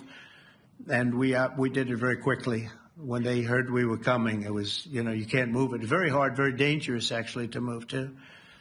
And they also knew we were coming, so I don't think too many people want to be down there knowing we're coming with the bunker busters, as we call them. We're the only ones that have them. We have the best equipment, best nuclear equipment, and we have the best equipment in the world. And by the way, we can't forget our submarine, which was out there, submarines actually, but submarine was out there. We shot 30 rockets into an area, every single one of them. I think it was almost 400 miles away, I think, Pete, right? 400? And long. It was in the ocean, long ways away. And we shot a total of 30. Every single one of them hit within 9 inches from where it was supposed to be. It took that a lot because we didn't do just Fordo. We did 2 others in addition, which hadn't been completely destroyed. So we hit them with a submarine from hundreds of miles away. Amazing, just amazing equipment. Greatest submarines in the world. Nobody's even close. They're 20 years behind us when it comes to submarine technology. So that's one, and the other was from the Atomic Energy Commission. And they have about 3 or 4 of them now coming in from atomic energy commissions from various places. But the one that we have that just came out, we released it a little while ago, was from the Israeli Atomic Energy Commission. But numerous of them are getting to see the site, and the site has been demolished. And again, we had these brave patriots these incredible flyers, these people that can fly a plane better than anybody can fly a plane, going into very hostile territory, flying into the territory that has got more missiles and things pointed at it, but it was very stealth. They didn't get to see it. It was dark. That's the amazing thing about the shots. They hit the shots perfectly, and yet it was dead dark. There was no moon. There was no light. It was virtually moonless. It was very dark, and the shots were hit perfectly. But when they get demeaned, and they were very upset about it because they knew how strong it would be. Back in Missouri, the pilots flew about 36 hours, two ways, far distance, and in those incredible B-2s. And we then had the F-22s, and we had the F-35s, and we had other planes, and we had, I think, a total of 52 tankers. That means the big tankers, because the refueling was a lot for all of the different planes that we sent. Incredible operation, and I have to say, General Raisin Kane was incredible. That's why he beat ISIS, and we beat ISIS in a matter of weeks. I was told it would take 4 to 5 years. We did it in a few weeks, and he was great. That's why he's the head of the Joint Chiefs of Staff right now, because I had a very good experience with him. He knocked out ISIS in a period of literally a few weeks. Amazing. And it was supposed to take a few years, 5 years to be exact. So we had a great victory there, and we then came here, and I think we had a great victory here. But this is an ongoing project. This is the safety of Europe, the safety of the world. And they've raised it from 2% to 5%, something which nobody, and you're talking about over $1 trillion a year. So we're talking about a lot of money coming in from countries that were not paying nearly enough to be effective. So I have, as you know, Marco Rubio with me, and Pete Hegseth, Secretary of State and Secretary of War. Should we say Secretary? You know, it used to be called Secretary of War. Maybe for a couple of weeks we'll call it that, because we feel like warriors. It used to be called Secretary of War. In fact, if you look at the old building next to the White House, you can see where it used to be Secretary of War. Then we became politically correct, and they called it Secretary of Defense. I don't know, maybe we'll have to start thinking about changing it, but we feel that way. Do we have any questions, please? Wow. That's a lot of questions. Who's a nice person? Oh, you're not a nice person, but I'll let you ask one. Go ahead. What's he going to ask? He is not nice at all. I know him well. Thank you, Mr. President. Yeah. Thank you for taking the time before flying home. You just said you believe the conflict between Israel and Iran is over. What makes you so confident it is? And what do you do if it isn't? Because I dealt with both, and they're both tired, exhausted. They fought very, very hard and very viciously, very violently, and they were both satisfied to go home and get out. And can it start again? I guess someday it can. It could maybe start soon. I think a big telltale sign was when, as you know, Iran somewhat, by not much, violated the ceasefire, and Israel had the planes going out that morning, and there were a lot of them, 52 of them. And I said, you got to get them back. And they brought them back. They didn't do anything. They brought them back. It was very good. I thought it was amazing, actually. They have fought a hell of a war. They fought very hard. I think the war ended, actually, when we hit the various nuclear sites with the planes. And I just hope you people can give these pilots, these are the best pilots in the world. They're the best shots in the world. They call them shots. That's what they are. And wait a minute. And I just hope you can give them the respect they deserve, because they came home to fake news. And like, oh, gee, there was hardly any damage. The things are decimated. So, but I think, no, I think they're very much finished. I think Israel's going to get back to doing what they do. And I think that Iran's going to get back. You know, Iran has a huge advantage. They have great oil, and they can do things. I don't see them getting back involved in the nuclear business anymore. I think they've had it. They've been at it for 20 years, and I don't see that happening either. Now, if it does, we're always there. It won't be me. It'll be somebody else, but we're there. We'll have to do something about it. Yes, please, go ahead. Go ahead. Oh, fake news, CNN? Oh, yeah, here we go. Wait till you hear this question. You should really say how great our soldiers and our warriors are. I think everyone appreciates our soldiers and our warriors. I do have two questions for you, Mr. President. You just cited Israeli intelligence on these attacks. Earlier, you said U.S. intelligence was inconclusive. Are you relying on Israeli intelligence for your assessment of the impact of the strikes? No, this is also Iran made the statement. And it's also, if you read the document that was given, that Pete can talk about if you'd like, the document said it could be very severe damage, but they didn't take that. They said it could be limited or it could be very severe. They really didn't know, other than to say it could be limited or it could be very, very severe.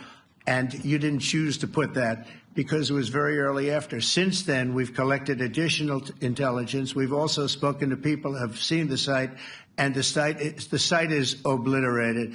And we think everything nuclear is down there. They didn't take it out. Okay, question? Please, go ahead. Go ahead. Yeah. Blue dress. Thank you so much, Mr. President. Yesterday, you said China can now continue to purchase oil from Iran. Yeah. Are you giving up on your maximum pressure campaign? Because there are sanctions right now. With who? On Iran. No, look, they just had a war. The war was fought. They fought it bravely. I'm not giving up. They're in the oil business. I mean, I could stop it if I wanted. I could sell China the oil myself. I don't want to do that. They're going to need money to put that country back into shape. We want to see that happen. No, if they're going to sell oil, they're going to sell oil. We're not taking over the oil. We could have, you know. I used to say with Iraq, keep the oil. I could say it here, too. We could have kept the oil. No, China is going to want to buy oil. They can buy it from us. They can buy it from other people. But you're going to have to put that country back into shape. It desperately needs money. Yeah. Yeah, please. Here we go. I'm picking the beauties today. Go ahead. Mr. President, Secretary General Rutte has described President Putin as an adversary, a threat, an enemy. Do you view him the same way? And in addition to that, you mentioned General Kane, your chief of staff, the chairman of the Joint Chiefs of Staff. General Kane. Yes. He has said that Mr. Putin has territorial ambitions beyond Ukraine. Do you view that in the same way? It's possible. I mean, it's possible. I know one thing. He'd like to settle. He'd like to get out of this thing. It's a mess for him. He called the other day. He said, can I help you with Iran? I said, no, you can help me with Russia. Because, you know, in the last few weeks, we took care of India and Pakistan, Kosovo, Serbia. I think on Friday we have coming in the Congo is coming in, and Rwanda is coming in. That was a vicious war that went on, a machete war, heads chopped off all over Africa. They're coming in. We did two others in addition to that. Nobody's ever done anything like this. No, I consider him a person that's, I think, been misguided. I'm very surprised, actually. I thought we would have had that settled easy. I've settled 4 of them in the meantime. But he did call up, and he said, you know, he's close to Iran. He'd like to help us get a settlement. I said, no, you help me get a settlement with you, with Russia. And I think we're going to be doing that, too. Yeah, please. Go ahead, please. Thank you, Mr. President. You've made clear your position on what impact the strikes had. I wanted to ask you what is next with Iran. For instance, is there any indication from U.S. intelligence that Iran was able to move any material? No, we just the opposite. We think we hit them so hard and so fast they didn't get to move. And if you knew about that material, it's very hard and very dangerous to move. It's called in many people they call it dust, but it's very, very heavy. It's very, very hard to move. And they were way down. You know, they're 30 stories down. They're literally 30, 35 stories down underground. Oh yeah, we think we got. We think it's covered with granite, concrete, and steel. Can I ask you, are you interested in restarting negotiations with Iran? And if so, have they reciprocated? So our people, Marco could answer this, but our people are not. I'm not. The way I look at it, they fought. The war's done, and you know I could get a statement that they're not going to go nuclear. We're probably going to ask for that, but they're not going to be doing it. But they're not going to be doing it anyway. They've had it. They've had it. Now maybe someday in the future we'll want that. But I've asked Marco, do you want to draw, I just asked him the question as we were walking on the stage, do you want to draw up a little agreement for them to sign? Because I think we can get them to sign it. I don't think it's necessary. Marco, do you want to talk about that, please? Well, Mr. President, I think President Trump has shown a willingness to meet and talk to anybody in the world who's interested in peace. I don't know of any president that's been as willing as he has to meet with anyone and talk about peace. We'd love to have peaceful relations with any country in the world. And so obviously that'll depend on Iran's willingness not just to engage in peace, but to negotiate directly with the United States, not through some third country or fourth country process. But I know of no president, probably in our modern history, that's sought peace more than President Trump has. Sounds like the door is open, but you're in no rush. Is that right? Sounds like the door is open. I'll tell you what, look, we're going to talk to them next week with Iran.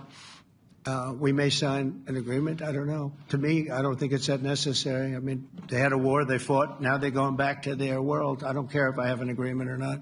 The only thing we'd be asking for is what we were asking for before about we want no nuclear, but we destroyed the nuclear. In other words, it's destroyed. I said Iran will not have nuclear. Well, we blew it up. It's blown up to kingdom come. And so I don't feel very strongly about it. If we got a document, wouldn't be bad. We're going to meet with them, actually. We're going to meet with them. Yeah. Yeah, go ahead, please. Yes. Mr. President, Netherlands TV, thank you for visiting our country. Good. As I understood, Thank you. I, of course, I'd like to know how you slept last night at the House of the King. Oh, I slept beautifully. But probably a more serious question. I think you just had a meeting with President Zelensky. Did you discuss any ceasefire in this Russo-Ukrainian? No. I wanted to know how he's doing. He was very nice, actually. You know, we had little rough times sometimes. He was couldn't have been nicer. I think he'd like to see an end to this. I do. I think what I took from the meeting couldn't have been nicer, actually. But I took from the meeting that he'd like to see it end. I think it's a great time to end it. I'm going to speak to Vladimir Putin and see if we can get it ended. But look, these are brave people. They're fighting these wars all over the place. You know, last week they had, I guess, I told you, close to 7,000 young soldiers, Russian and Ukrainian soldiers were killed, 7,000 in 1 week. It's crazy. It's crazy. So I'll be speaking to Putin. No, I had a good meeting with Zelensky.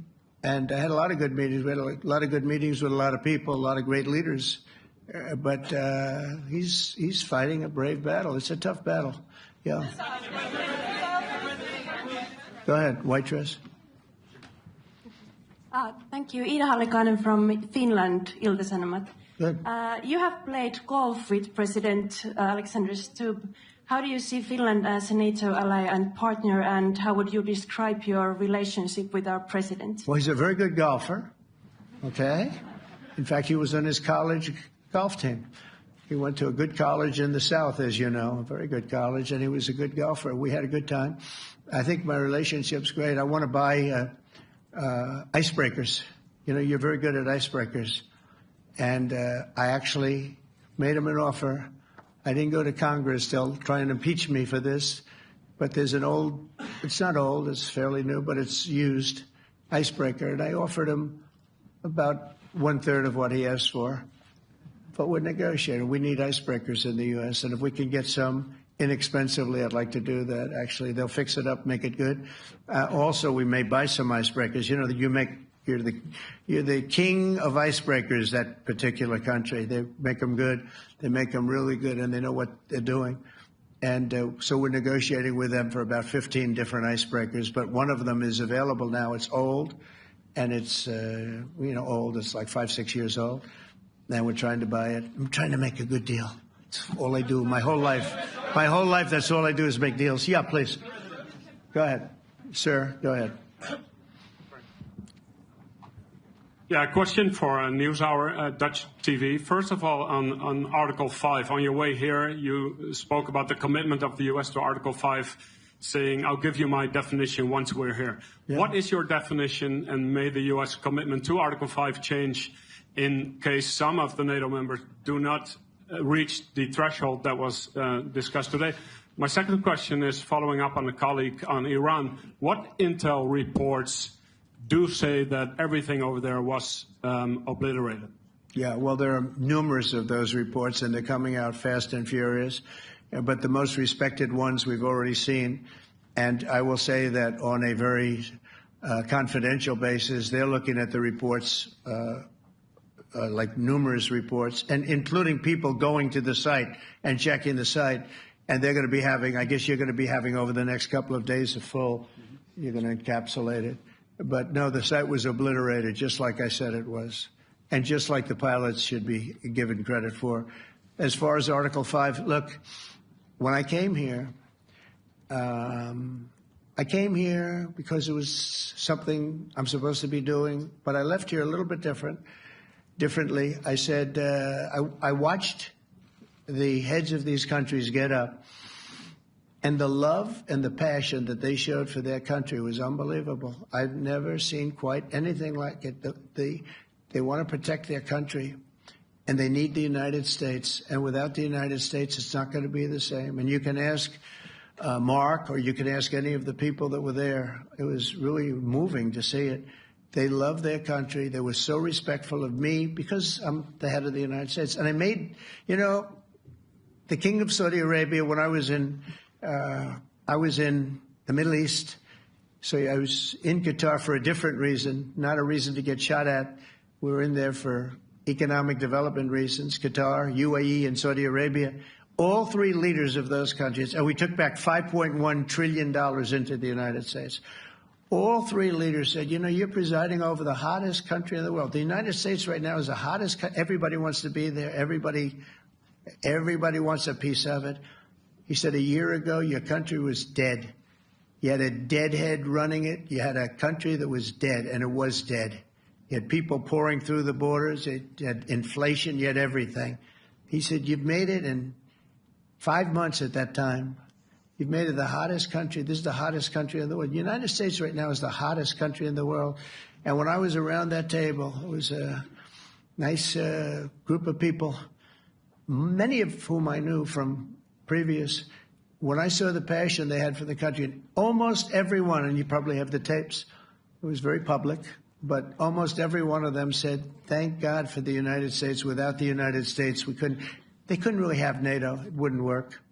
It wouldn't work. It will in the future because now they're paying much more money, but it wouldn't work. It was great.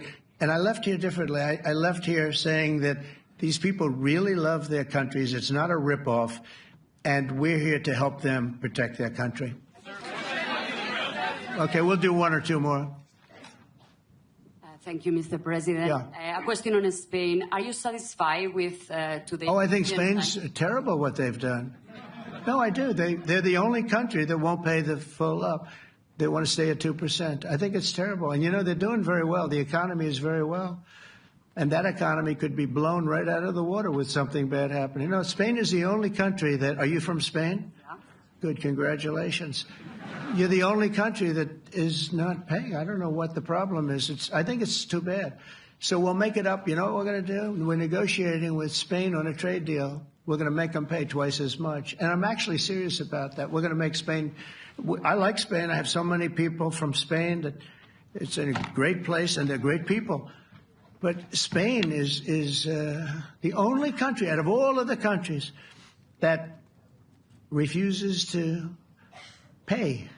And, so they want a little bit of a free ride. But they'll have to pay it back to us on trade because I'm not going to let that happen. It's unfair. It's unfair to NATO. All right, sir, please. Go ahead, right in the back. Yeah, you, tall one.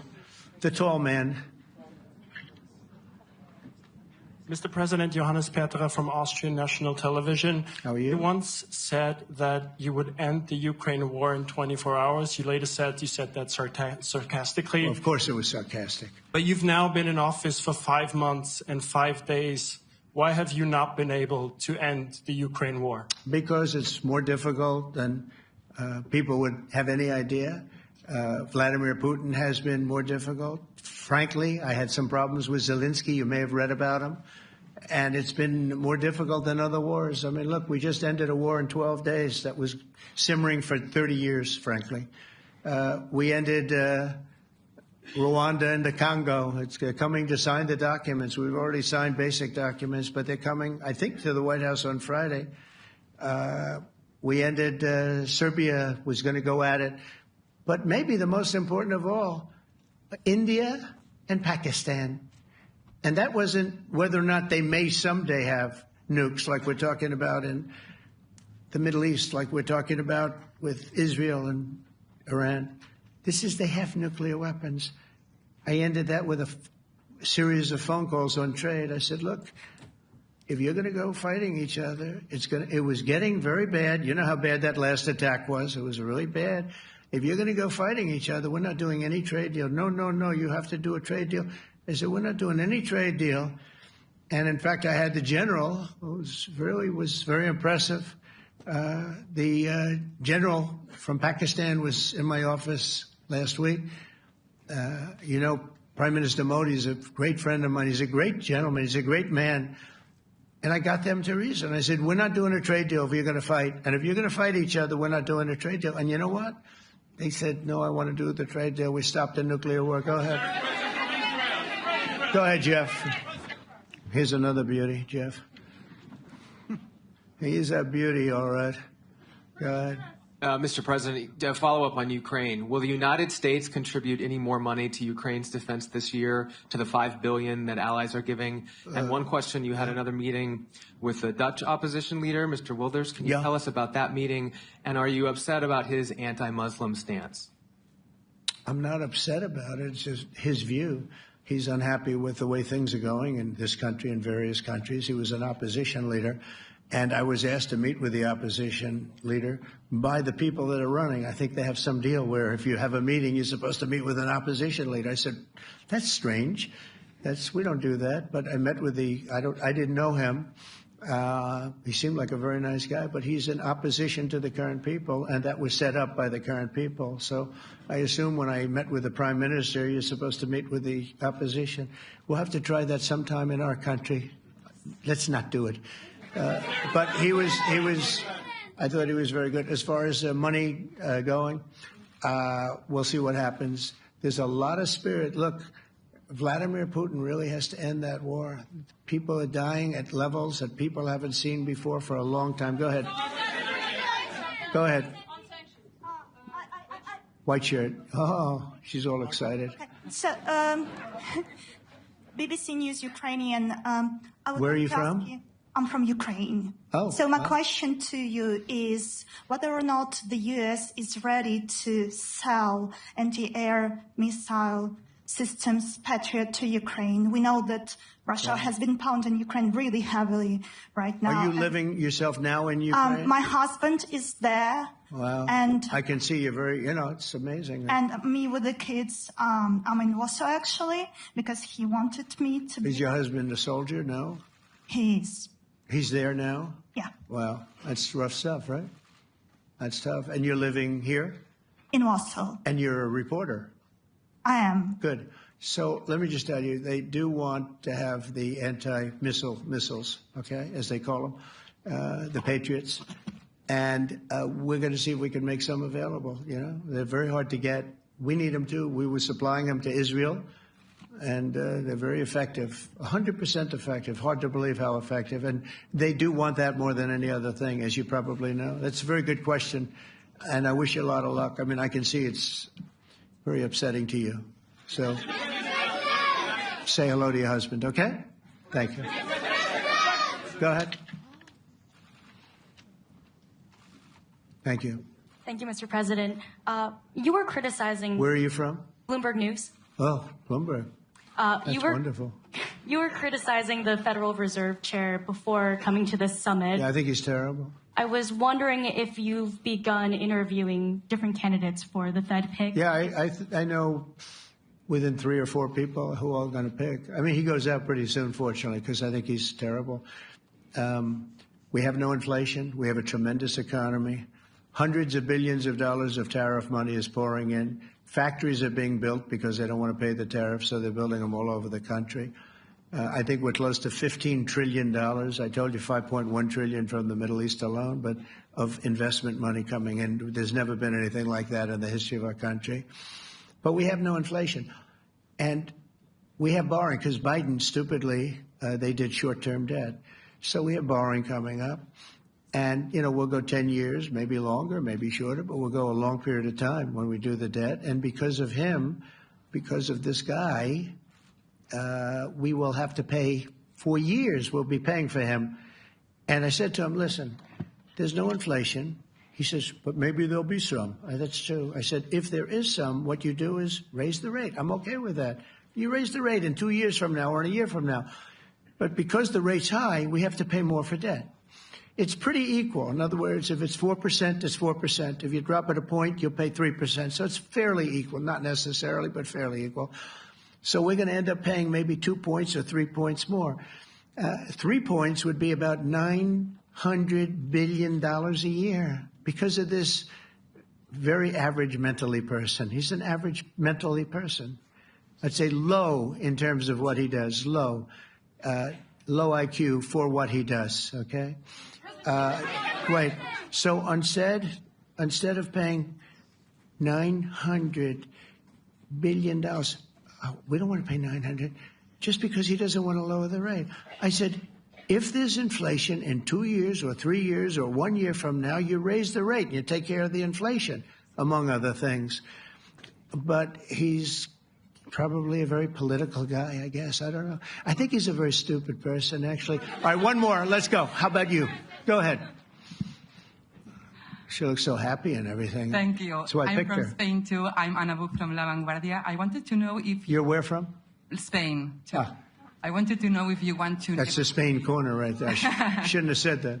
That's okay. I do like Spain, by the way. I think it's unfair that they're not paying, but go ahead. Are you going to negotiate directly with Spain about... I'm going to negotiate directly with Spain. I'm going to do it myself. They're going to pay. They'll pay more money this way. You should tell them to go back and pay. You're a reporter? You tell them to go back. They ought to join all of those countries that are paying 5%. Spain's going to be just about the only one that's not. They were the most hostile toward doing it. It just doesn't make sense to me. Okay. All right, Kelly, go ahead. Here we go. There's another one. Hello, sir. Thank you We got them all today. Okay. So, Mr. President, you talked about expecting some on-the-ground assessments at Fordo and other sites. Now Is that Israeli and U.S.? It's been obliterated, Kelly. It's been What is your message then, sir, to the intelligence community when they present reports? You're not disputing the DIA report. You're just...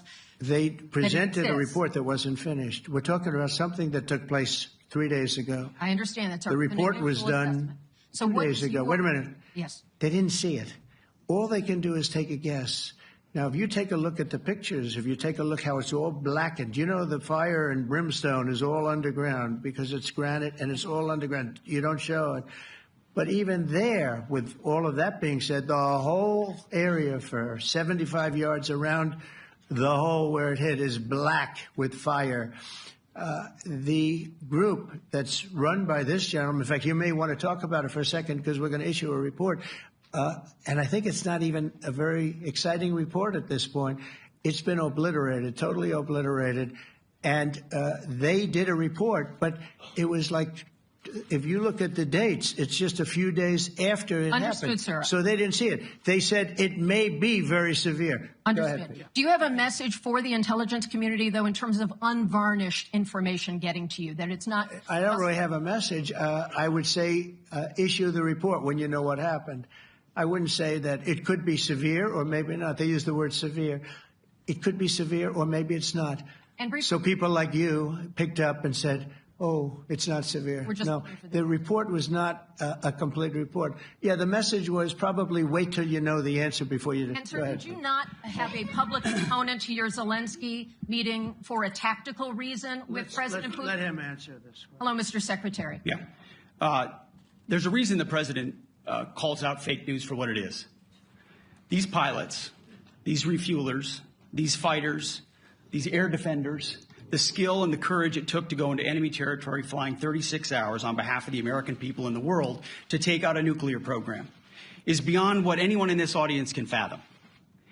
And then the instinct of CNN, the instinct of the New York Times is to try to find a way to spin it for their own political reasons to try to hurt President Trump or our country. They don't care what the troops think. They don't care what the world thinks. They want to spin it to try to make him look bad based on a leak. Of course, we've all seen plenty of leakers. And what do leakers do? They have agendas.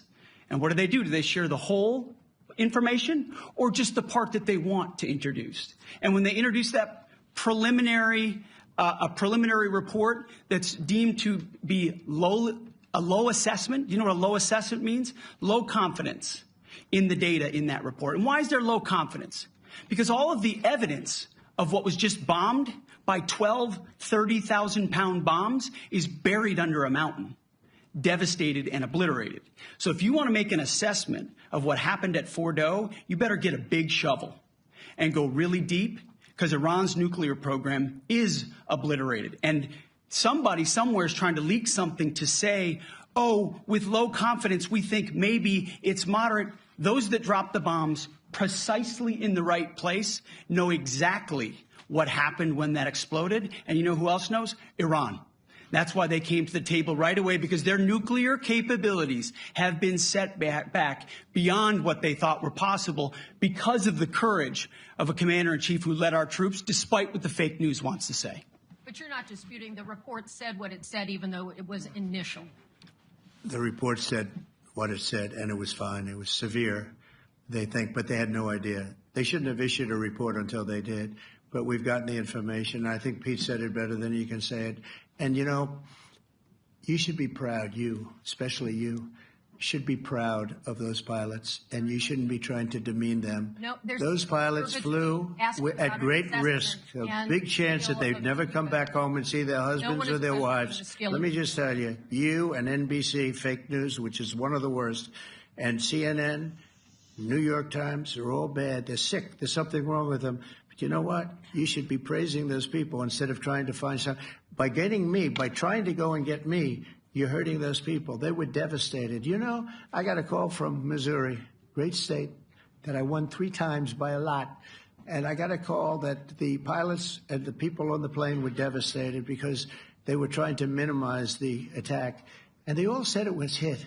But we don't think it was really maybe hit that badly. And they were devastated. They put their lives on the line, and then they have, and I'm not referring to you, but real scum come out and write reports that are as negative as they could possibly be. It should be the opposite. You should make them heroes and heroines. You should make them really people that they were so devastated when they heard this news. And you know what they said? One of them, I spoke to one of them, said, "Sir, we hit the site. It was perfect. It was dead on," because they don't understand fake news, because they have a normal life, except they have to fly very big, very fast planes. But it's a shame. You should be making them heroes. All right, in the back. Go ahead, back, white, yeah. White jacket, yeah. Go ahead, give me a mic. Hello. Deborah Haynes from Sky News. Mark Rutte, the NATO chief, who is your friend, he called you daddy earlier. Do you regard your NATO allies as kind of children? No, he likes me. I think he likes me.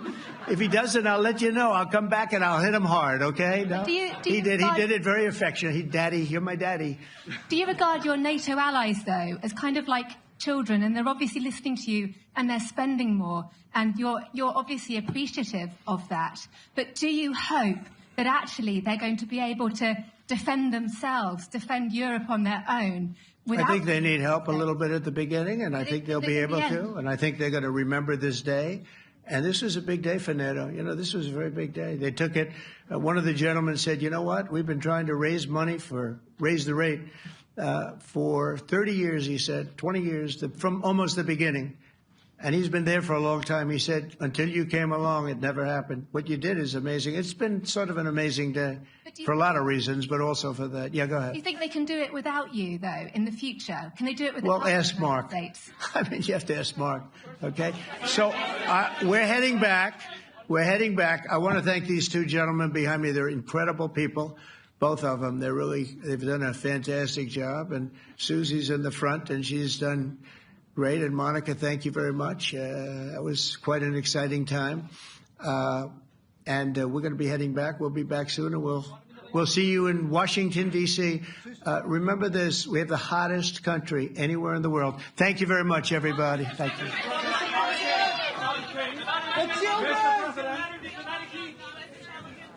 Do you trust American intelligence?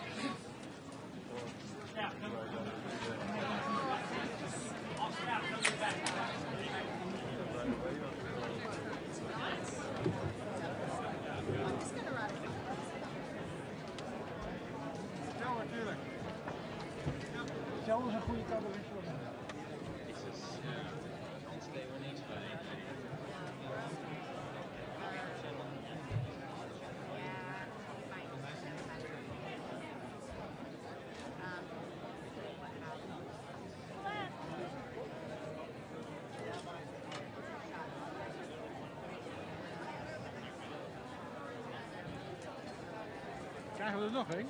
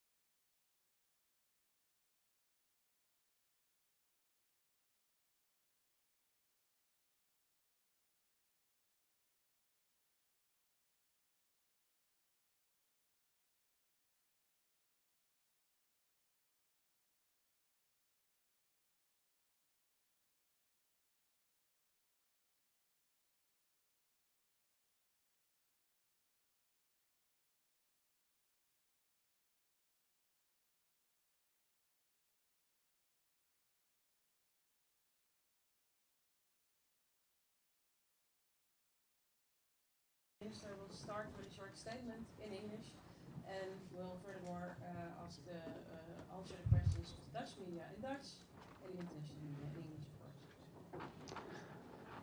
Thank you. Good afternoon. Today we've reached the end of an intensive but rewarding 2-year period, which has led to this historic summit in The Hague. The agreement that the 32 member countries have made here as one will set the highest standard for our collective deterrence and defense. A renewed and enhanced commitment to protecting peace and security in our territory. And a message to our adversaries that NATO is ready for any and all challenges and threats we may face. I'm proud that we have taken this decision here in The Hague, International City of Peace and Justice. It's the biggest summit our country has ever hosted, involving the most elaborate security operation we've ever seen, and resulting in a turning point in NATO's history. This could not have been done without the work of tens of thousands of Dutch and international professionals and volunteers, and I'd like to use this opportunity to say thank you to everyone who has made this summit possible. This is the Netherlands at its best. All the pieces of this big, complex puzzle have come together, forming the basis of a historic reinforcement of our alliance. We are setting a new NATO spending target as we move toward 2035. We will raise our annual defense spending to 3.5% of GDP, while another 1.5% going to broader defense-related investment and resilience and infrastructure. In doing so, we are committing firmly to the trend that began in recent years. Putin's full-scale invasion of Ukraine in 2022 has made NATO more relevant than ever. With the accession of Finland and Sweden, it is bigger than ever too. And the Hague Investment Plan will now make NATO stronger than ever. We will bolster the European pillar of our alliance and share the financial burden and military task more equally. In this way, working with our American allies, a stronger Europe will help build a stronger NATO. For many countries in our alliance, these percentages are like something from the Cold War era. But it's absolutely vital that we in Europe step up and do our part. We have no choice, given the threat Russia poses to the Euro-Atlantic region and its enormous military build-up. Of course, the threat is most visible in Ukraine. Their future is closely bound up with our security. Every euro we spend on their defense will directly help curb Russia's aggression on our continent. And that's precisely why our support to Ukraine will count towards the 3.5% target. And I've assured President Zelensky that we will continue our unwavering support. As can be seen in our new military support package worth 175 million euros and the 500 million euros worth of contracts we have concluded with Ukraine's defense industry. And so, the end of one process is always the start of a new one. In fact, we might say the real work is just beginning. Under the new agreements, we will be making annual plans to bring us one step at a time to our target at 2035. A review will be held in 2029 to see if the capability targets and the underlying security assessments are still accurate. And we must get to work fast to bring the transatlantic and European defense industry fully up to speed. Our factories need to produce more, and produce it more quickly and in more innovative ways. That will allow us to turn all available euros and dollars into the defense hard power we need. The Defense Industry Forum that was held during the summit provided valuable lessons that we can now build on further. And I want to be frank. Yes, this new chapter of the NATO alliance will demand a lot of us all. Every year we'll have to make political and financial decisions on what these enormous investments will involve. These won't be easy discussions. But peace and security do not come for free. They demand constant effort and maintenance. And they demand unity, our most powerful weapon, as we've shown in the past few days. And with that in mind, we are handing the baton to Turkey, the summit host of 2026. Extra, NOS.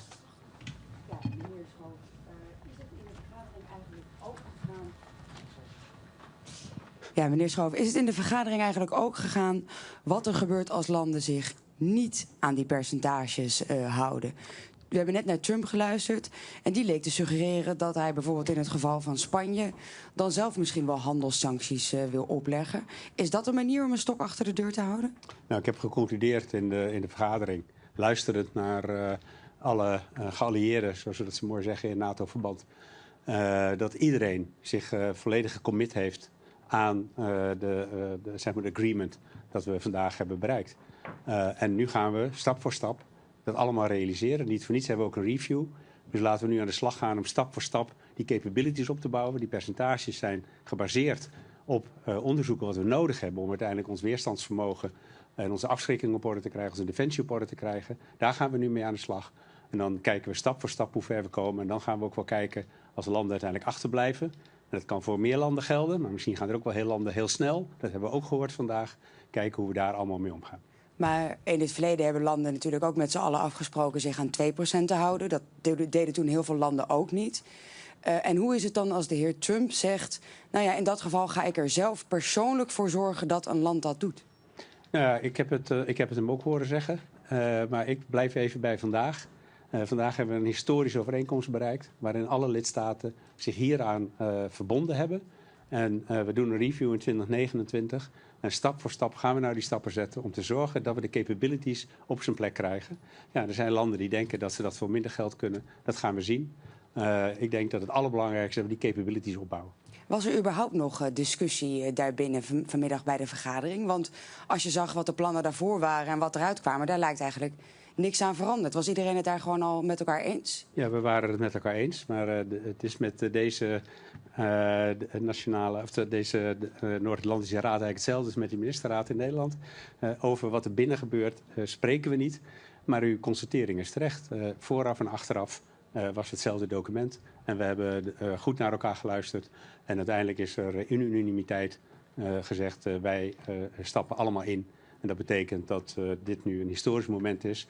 En we Den Haag, hopelijk over 10 jaar als we terugkijken, kunnen zeggen in Den Haag is uiteindelijk dat belangrijke keerpunt in de NATO ten opzichte van onze defensie en onze afschrikking gerealiseerd door hogere defensieuitgaven en een betere defensie die daarvoor resulteert. En daarmee voor vrede en welvaart in Europa en de rest van de wereld. Ja, dan een laatste vraag. We hoorden net inderdaad ook de heer Trump. Die lijkt ook helemaal warm geworden voor de NAVO, zoals hij net aangaf. Maar we weten natuurlijk ook, het is een wispelturige man die nogal eens van mening kan veranderen. Bijvoorbeeld ook over artikel 5. Hij zegt nu, nou daar sta ik helemaal achter. Denkt u ook dat dat zo blijft? Of kan dat volgende week ook weer veranderen? Nee, ik denk dat het zo blijft. Want ik denk dat er, afgezien van uitspraken die we soms hebben gezien, de boodschap van Amerika tot steeds is geweest dat als we zeg maar, met deze overeenkomst we ook tegelijkertijd weer met elkaar ook weer hebben bevestigd dat artikel 5 gewoon geldt. En ook in mijn eigen gesprek met de heer Trump, en heeft u wellicht ook een stukje van gezien, van het laatste stukje, want daar was de media bij, is dat nog een keer bevestigd. En ook op de vraag van artikel 5 zei hij, ja, waarom denkt u anders dat ik hier ben? Ook als landen niet betalen. En ik denk dat dat belangrijk is als hij ook zegt, waarom denkt u dat ik anders hier ben? Dus artikel 5 geldt gewoon. SBS dan ANP? Meneer Schoof, bent u opgelucht en tevreden dat het erop zit en dat Trump zijn zin heeft gekregen? Nou, de top zit er pas op als iedereen weg is. Dat klinkt misschien een beetje onaardig, maar dat is natuurlijk wel het geval. Er vinden op dit moment ook nog links en rechts nog wat kleine bilaterale of grotere bilaterale gesprekken plaats. Bent u bang dat daar nog wat kan gebeuren? Nee, ik ben er niet bang over, maar ik constateer even dat de top pas klaar is als iedereen weer in het vliegtuig zit op weg naar huis.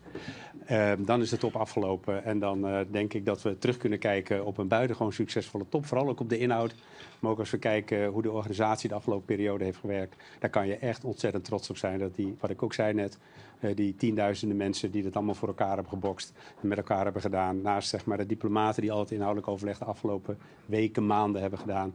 Ja, dan kijk je natuurlijk met trots terug op het resultaat. We hadden het net al even over de wispelturigheid van Trump. Kunt u opgelucht ademhalen nu? Nou ja, de vooruitzichten waren gewoon goed. En dat we met deze overeenkomst, en er is mij vaak gevraagd, komt Trump? Hij heeft me dat een keer in een telefoongesprek, heeft hij me verzekerd dat het 100% zeker was. En ik heb geconstateerd dat daar in ieder geval de afgelopen 2 maanden, denk ik, geen verandering is gekomen. En dat hij er ook gisteravond was, zei het ietsje later dan gepland, maar hij was er wel. Heeft u en uw team nog een rol gespeeld in het feit dat hij bij het Koningshuis heeft geslapen? Nou, daar doe ik allemaal geen mededeling over. Maar er vindt allemaal permanent overleg plaats. Want dit is echt iets voor Nederland en het Koningshuis om daar te kijken hoe dat kan. En natuurlijk hebben we daar met elkaar overleg over. Dank u. ANP hiervoor. Ja, meneer Schoof, in 2029 is het allereerste eikmoment. Waar moet Nederland staan op dat moment? Oh, daar doe ik op dit moment geen uitspraak over. Ik denk dat we moeten kunnen zien dat Nederland op een pad zit. Dus ik zeg er toch nog wel iets over. En dat Nederland op een pad zit wat duidelijk markeert dat we op weg zijn naar de 3,5%. Maar ik ga je niet zeggen waar Nederland in 2029 moet zijn. Ook in het parlementaire debat heb ik steeds gezegd dat elk jaar opnieuw moet die discussie worden genomen. Het zal ongetwijfeld ook na de verkiezingen de formatie een belangrijk onderwerp van gesprek zijn om te kijken hoe het nieuwe kabinet dat pad voor zich ziet. En het is wellicht aan het huidige kabinet om daar de eerste besluit over te nemen, namelijk rond de voorjaarsnota van 2026 voor de begroting 27. Maar dat hangt helemaal af van de snelheid van het formatieproces. Ja, de Nederlandse politiek kennende kan het nog een tijdje duren voordat er een nieuw kabinet zit. Het zou zomaar kunnen duren dat u nog een jaar demissionair bent. Is dit niet ook al een moment voor de augustusbesluitvorming bijvoorbeeld? Om dan al die eerste stap te gaan zetten? Nee, augustus praten we normaal gesproken niet over de uitgavenkant van de begroting.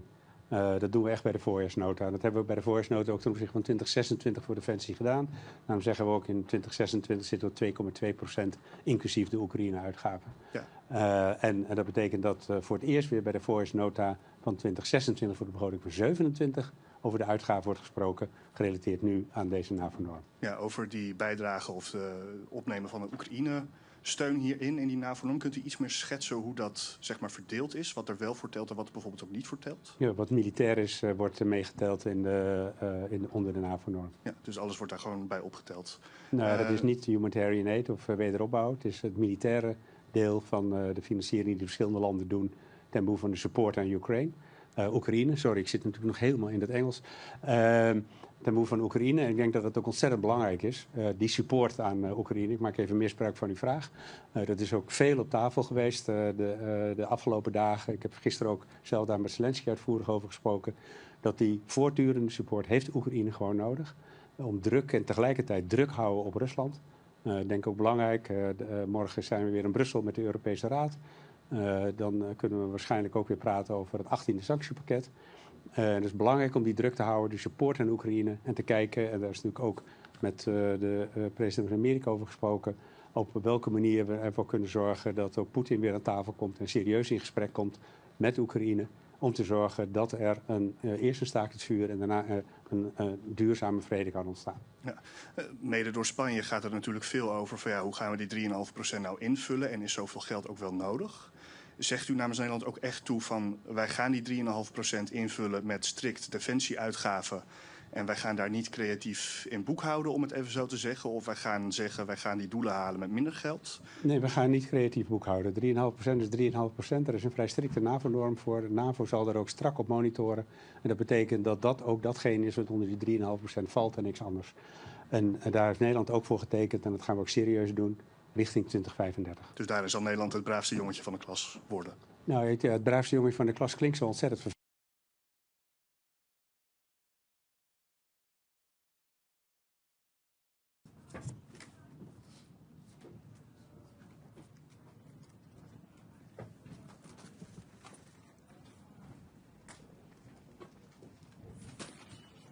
Değerli basın mensupları, değerli arkadaşlar, sizleri en kalbi duygularımla, saygıyla selamlıyorum.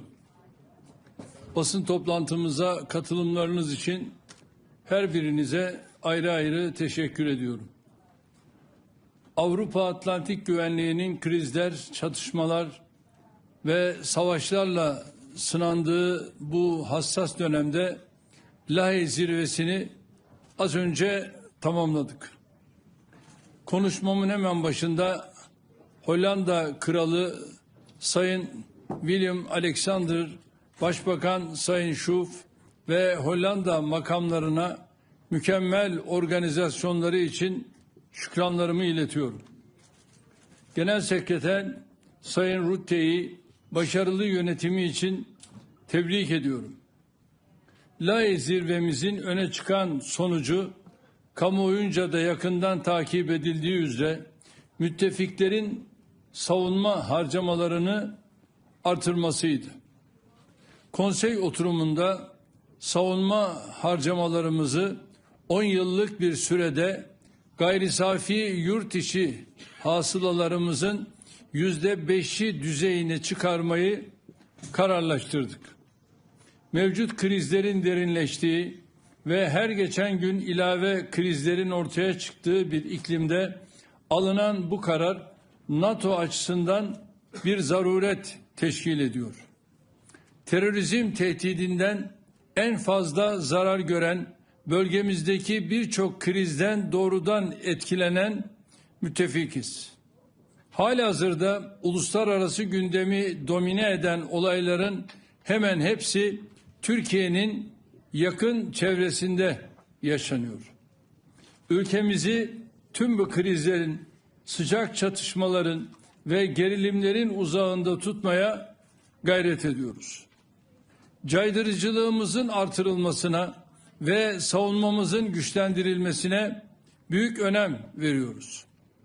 Türk savunma sanayinin son yıllarda yaptığı büyük atılım dünyada parmakla gösterilmektedir.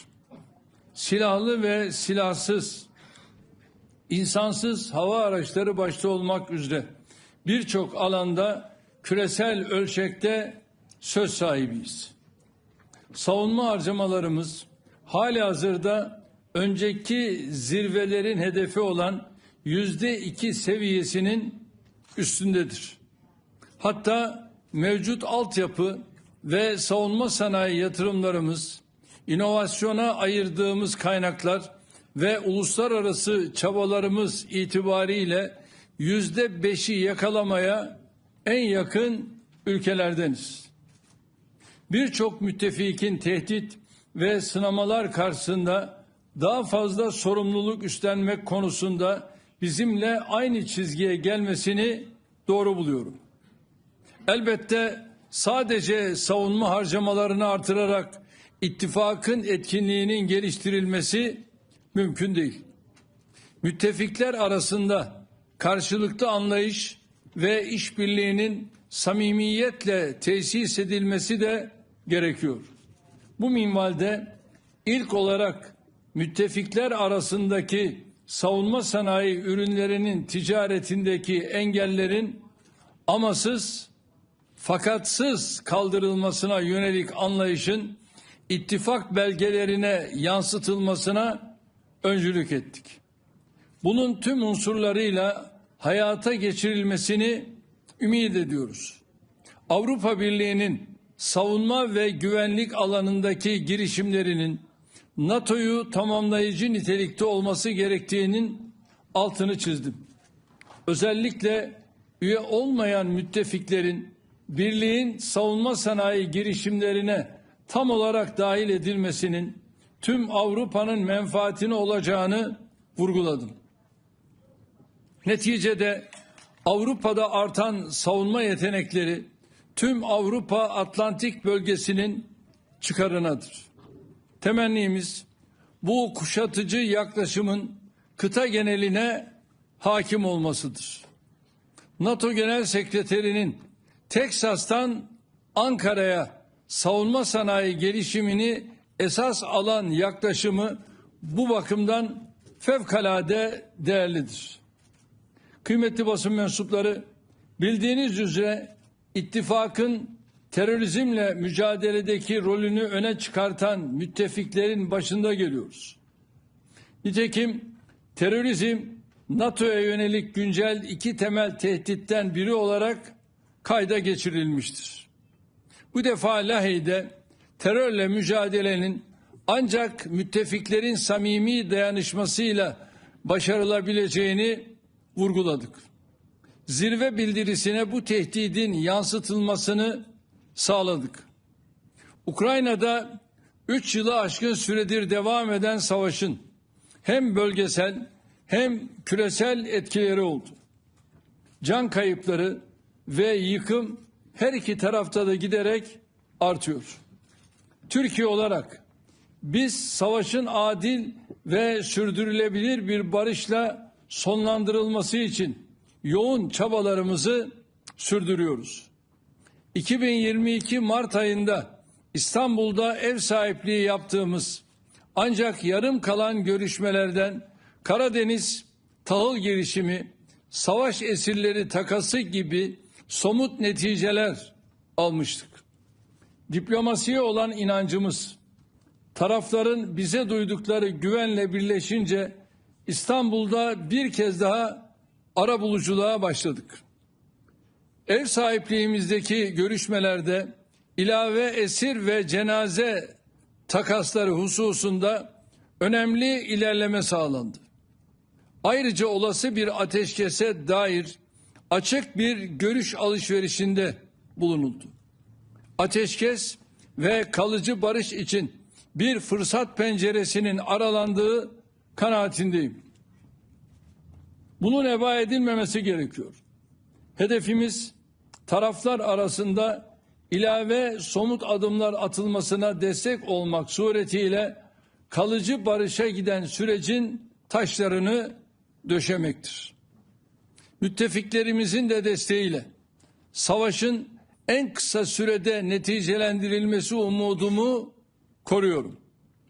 Hep söylediğim gibi adil bir barışın kaybedeni olmaz. Değerli basın mensupları, Orta Doğu'daki tehditlerin ve krizlerin her geçen gün daha ciddi bir hal aldığını görüyoruz. Gazze'de Filistin halkına yönelik olarak 2 yıla yaklaşan mezalime bir kez daha dikkat çekiyorum. Bakınız, şimdiye kadar İsrail saldırılarında çoğu çocuk ve kadın 56 bin Gazze'li hayatını kaybetti. Yine çoğu çocuk ve kadın 129 bin Gazze'li yaralandı. Gazze'nin %80'i yıkıldı. Sağlık altyapısının %95'i tahrip oldu. Kiliseler, camiler, okullar, hastaneler bombalandı. 2 milyonu aşkın Gazze'li kardeşimiz yıkıntıların arasında tepelerine sürekli bombalar yağarken çok zor şartlar altında hayatta kalma mücadelesi veriyor. İsrail hükümeti en temel ihtiyaç maddelerinin dahi Gazze'ye girişine engel çıkartıyor. İsrail'in engellemeleri ve saldırıları sebebiyle Gazze'deki insani trajedi, insani felakete dönüşmüş durumda. Vicdan sahibi hiçbir insan böyle bir vahşete sessiz kalamaz. Bebekler uyurken susulur. Bebekler öldürülürken susulmaz. Buradan insan hayatına değer veren herkesi zulme karşı seslerini yükseltmeye çağırıyorum. Ancak uluslararası toplumun bilhassa ilgili kurumların İsrail'i durdurmakta yetersiz kaldığını müşahede ediyoruz. Hiçbir kural tanımayan, uluslararası hukuku açıkça ihlal eden İsrail, ihlallerine her geçen gün yenilerini ekliyor. Bir defa şunun iyi anlaşılması şart. İsrail bölgeyi istikrarsız hale getirerek kendi halkının güvenliğini sağlayamaz. Bölgedeki tüm ülkeler gibi İsrail'in de güvenliği komşularının istikrarından, huzurundan ve refahından geçmektedir.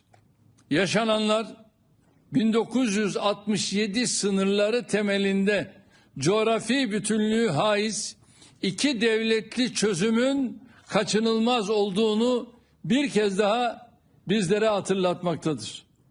Türkiye olarak amacımız tüm halkların, tüm inançların yan yana barış içinde yaşadığı bir sulh ikliminin tesisidir. Biz 1000 yıldır aynı topraklarda yaşıyoruz. İnşallah ebediyen de orada yaşamaya devam edeceğiz. Dolayısıyla tüm bölgenin selameti için acı da olsa rahatsız edici de olsa hakikatleri cesaretle söylemeyi sürdüreceğiz. Değerli arkadaşlar, İsrail ile komşumuz İran arasındaki en son askeri tırmanma bölgemizi çok ciddi risklerle karşı karşıya bıraktı. Krizin ilk anından itibaren malumunuz yoğun bir diplomasi trafiği yürüttük. Bölgedeki liderlerle telefon görüşmelerimiz oldu. İslam İşbirliği Teşkilatı üyesi ülkelerin Dışişleri Bakanları İstanbul'da toplandı. Burada da gerilime dair önemli mesajlar verildi. Evvelce de ifade ettiğim hususu bugün tekrarlamakta fayda görüyorum. Komşumuz İran'la sorunların kalıcı çözümü diplomasi ve müzakere ile mümkündür. Bölgemiz savaşla, yıkımla, saldırganlıkla, tehditle hiçbir yere ulaşılamayacağının örnekleriyle doludur. Amerika Başkanı Sayın Trump'ın gayretleriyle sağlanan ateşkesi memnuniyetle karşılıyoruz. Değerli dostum, Trump'ın çağrısına tarafların koşulsuz uymalarını bekliyoruz.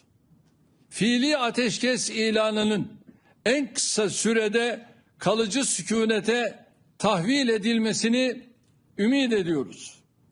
Orta Doğu'da barışın temini için müttefikler dahil herkesin elini taşın altına koyması gerektiğini düşünüyorum.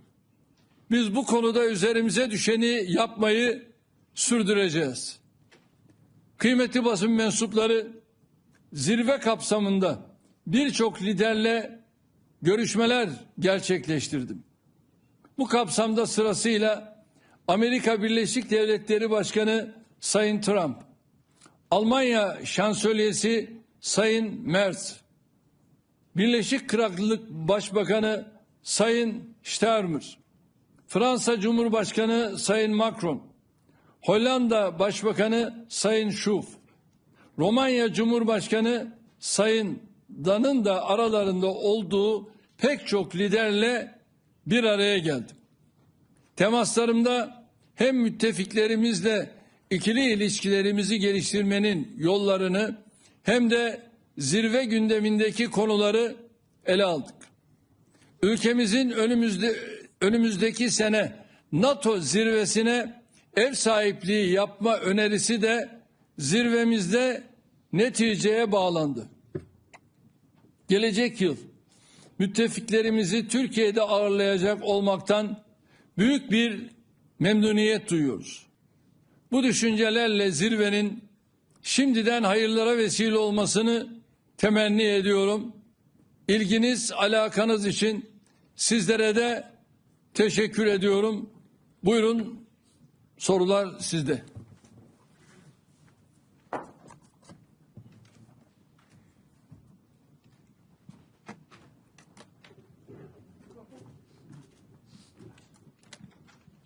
Xəyal Əzizov, Azərbaycan. Sayın Cumhurbaşkanı, 2 yıl önce NATO'nun Vilnius zirvesi zamanı size sorun olmuştu. Rus ordusu Azərbaycanda qalacaq, yoxsa getməyəcək. Həmin zaman Rus ordusu Azərbaycandaydı. Siz söylədiniz ki, Rus ordusu Azərbaycanı tərk edəcək və Rus ordusu artıq Azərbaycanı tərk edib. Bəs Türk ordusu Azərbaycana nə zaman gələcək? Çünki Azərbaycanda nə qədər ki Türk ordusu yoxdur, Azərbaycan üçün her zaman Rus işğalı təhlükəsi qalmaqdadır. Biz bunu böyle biliyoruz. Teşekkür ederim. Sağ ol.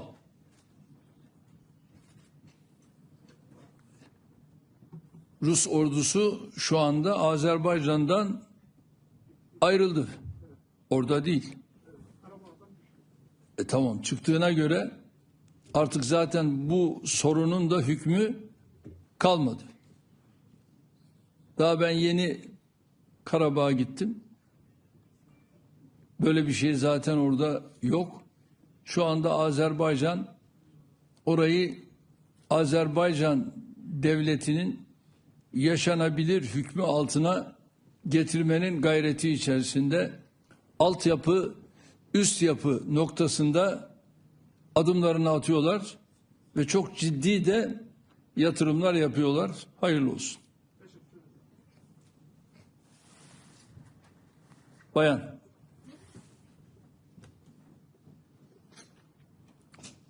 Yes, thank you, Mr. President. I am Heba Nasser from Asharq News. Many are concerned that a conflict between Turkey and Israel may erupt anytime soon. Today, in the final communique of the NATO summit, there was a commitment to Article 5. Do you think in the event of a conflict between Turkey and Israel, the NATO would come to defend Turkey? Thank you. Değerli arkadaşlar, Türkiye'ye herhangi bir saldırı olmadıktan sonra Türkiye'ye yönelik bir saldırı olmadığı takdirde, ki şu anda böyle bir şey söz konusu değil, Türkiye bölgesinin bir barış ülkesidir ve bölgesinde de barışın özellikle hakim olması için bütün gayretlerini göstermektedir. Ancak tabii bütün bunların yanında özellikle de İsrail'in bu çekilmez, dayanılmaz tavrına karşı da biz orada zulmün karşısında yer almayı devam ettireceğiz. Ve bugüne kadar Gazze'de olduğu gibi bölgede zalimlerin karşısında yer aldık, zulmün karşısında yer aldık, yer almaya devam ediyoruz. Özellikle de garip gurebanın yanında yer almaya devam ediyoruz. Ve düşünün, şu anda Gazze'de aylardır oradaki mazlumlara aynı yardım gitmiyor. Şimdi bu insanlara aynı yardım gitmezse bu insanların hali ne olacak? Biz de tabii şu anda güçlü olan ülkelere diyoruz ki gelin İsrail'in karşısında yer alın ve bu aynı yardımların götürülebilmesi için Gazze'ye kapıların açılmasını ne yapmak lazım? Sağlamak lazım. Eğer bu sağlanırsa, bakın, Kızıl Haç'a bile şu anda İsrail yol vermiyor. Kızıl Haç kanalıyla bile Gazze'deki bu insanlara yardım gitmiyor. Böyle bir durum söz konusu. Kızıl Haç çalışabilse o kanalla buralara aynı yardım, gıda, ilaç, yiyecek bütün bunları götürme imkanı sağlanmış olacak. Ama şu anda bu bile maalesef yok.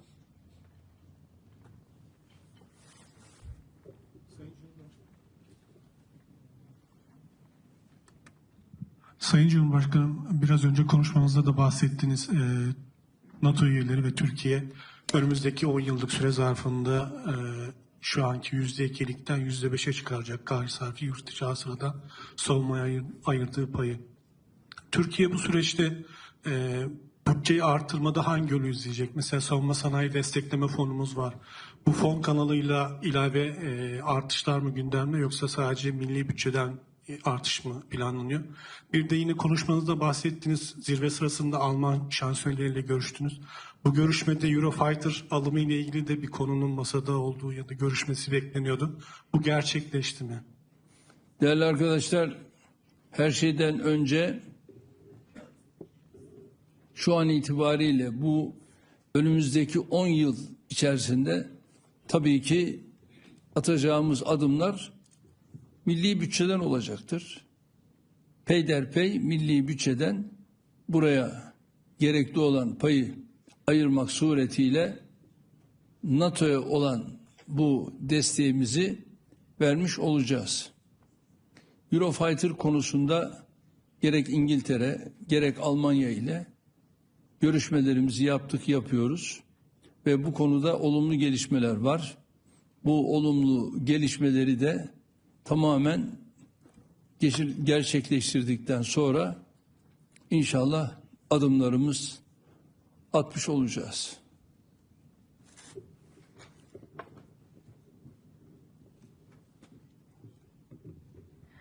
Betül Usta Sabah gazetesi. Sayın Cumhurbaşkanım, geçtiğimiz yıl gene NATO zirvesi Washington'daydı. Siz böyle bir basın toplantısı düzenlemiştiniz ve orada Filistin topraklarına kapsamlı sürdürülebilir barış sağlanana kadar İsrail'in NATO ile ortaklığına Türkiye'nin onay vermeyeceğini açıklamıştınız.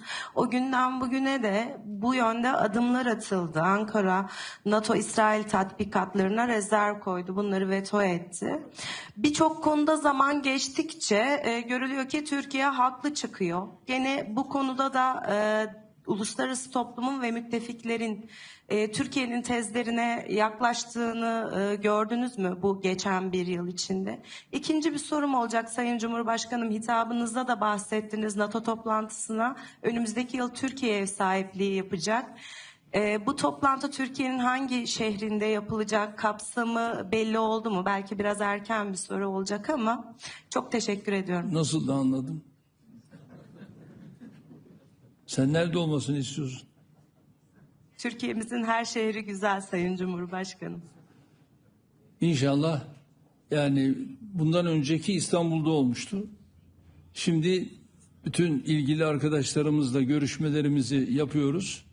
Büyük ihtimalle belki de bu hafta içerisinde, yani önümüzdeki hafta içerisinde bunun kararını veririz. Çünkü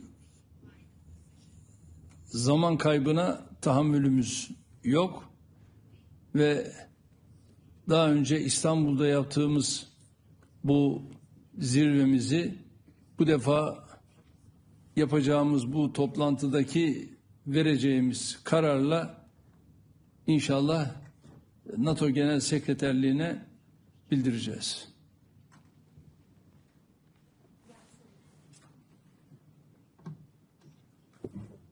Mr. President, my name is Dov Gilhar from Israeli Public TV. You were talking about stabilizing the region, and I wanted to ask you, is the American strike on the nuclear sites in Iran is a way to stabilize the region? Is releasing the hostages from Hamas tunnel is a way to stabilize the region? Is asking Hamas leaders to take refuge either in Qatar or maybe in Turkey is a way to stabilize the region? And if so, and everything will happen, do you see or do you foresee better times for the relations between Turkey and Israel as there were quite good times previously?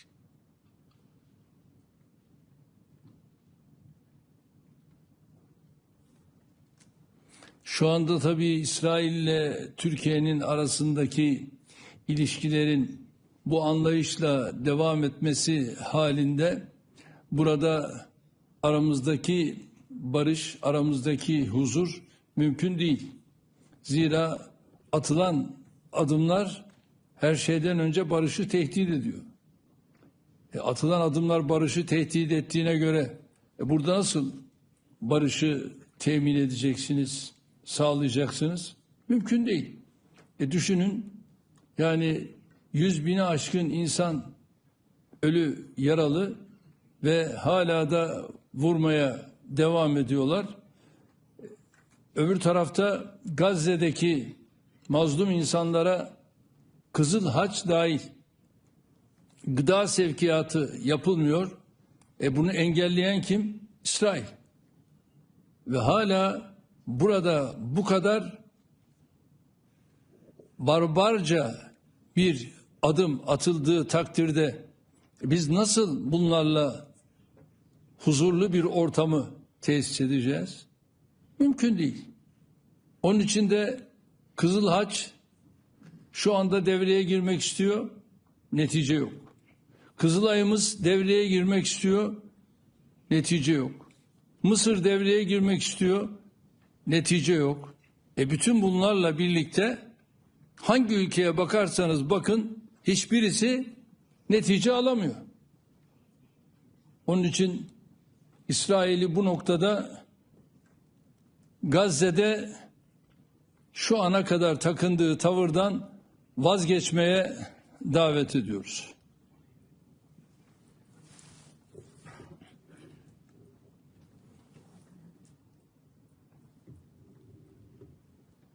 Hi, Mr. President. What is the status of Turkey being added to the F-35 program? Have you been in discussions with President Trump, and would Turkey be willing to give up its... Oh, sorry, Audrey Decker with Defense One.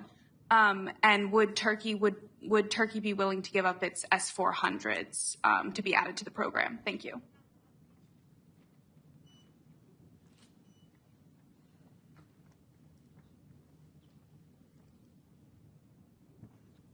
Sayın Trump'la yaptığımız görüşmede tabii S-400'ü konuşmadık. O gündemimizde değil. O iş bitmiş bir iş. F-35 konusunu tabii görüştük. F-35 konusunda da biz 1 milyar 300-400 milyon dolar gibi bir ödeme yaptık ve F-35'leri alma noktasında biz Sayın Trump'ın da iyi niyetli olduğunu gördük. F-16'larımızın tamamıyla bakım onarımı ve F-35'lerle ilgili de alımla ilgili çalışmalarımızı sorumlu olan arkadaşlarımız devam ettiriyorlar. Tabii bunun yanında bir de bizim Eurofighter'la ilgili çalışmalarımız var. Eurofighter konusunda da İngiltere ve Almanya ile bu çalışmalarımızı sürdürüyoruz.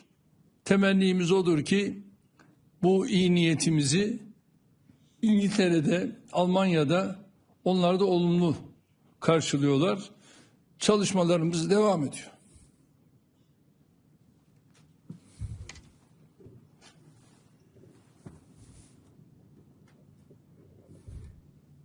Thank you, Mr. President. Given your views on the Gaza situation, what is your opinion of President Trump's proposal for the U.S. to, quote, take over Gaza and turn it into some sort of military protectorate and expel all the remaining Palestinians so that Trump and his business partners can construct casinos and resorts? Have you discussed that proposal with President Trump? And in addition, what is your position on Trump's relationship with Israel writ large? Trump likes to boast about how he's the most pro-Israel president of all time. He said, God bless Israel when he bombed Iran over the weekend. He's touted how exceptionally close the Israeli bombing offensive against Iran was coordinated with the United States. He's expedited munitions to Israel. So, given your strong views on Israel's conduct, do those views extend to the United States and President Trump being an abettor of that Israeli conduct?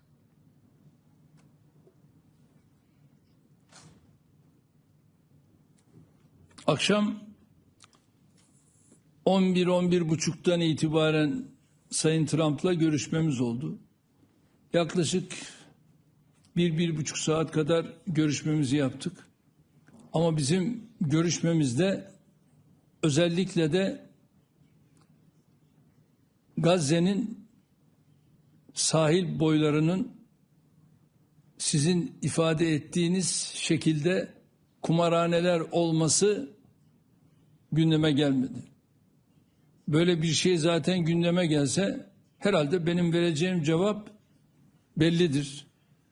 Bu konuda duruşum bellidir. Duruşum belli olduğuna göre Sayın Trump öyle akıllı bir insandır ki kime hangi soruyu soracağını da iyi bilir.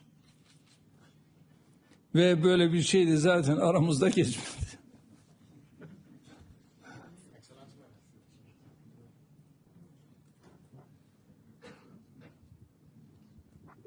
Sayın Cumhurbaşkanım, Kosova'dan Metropol Medya adına Ural Boşniakum.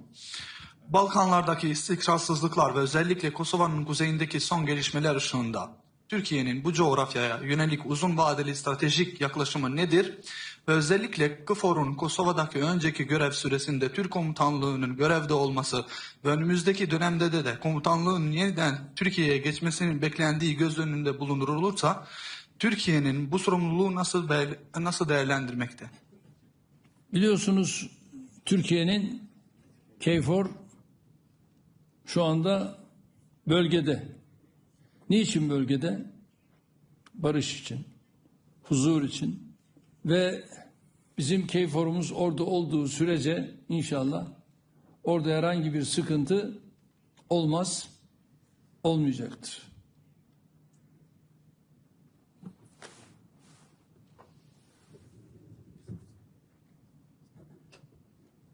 Hi. Thank you, Mr. President. Victor Jack from Politico Europe. Last month, Russia sent only a low-level delegation to the latest round of peace talks in Turkey. Are you disappointed at Russia for this, and is it taking peace talks seriously in your view? And separately, what potential avenues do you see for increasing defense cooperation with the EU? Thank you. Kimler? With the EU. Kimler? Russia in peace talks in May.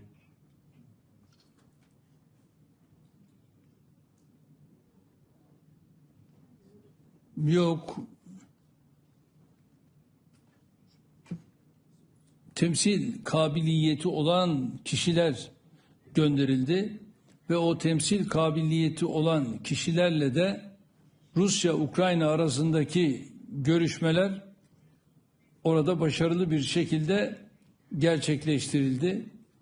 O görüşmeleri de Dışişleri Bakanı Hakan Bey zaten yürüttü, sürdürdü ve neticesi de gayet güzel, başarılı oldu.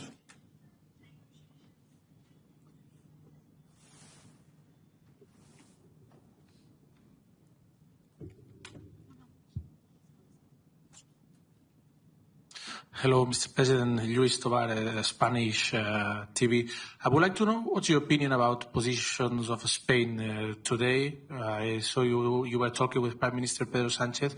Do you understand his position, and do you think is it fair for the rest of the alliance when they say that they're going to get the capability target spending the 2% of defense instead of 5% agreed today? Thank you.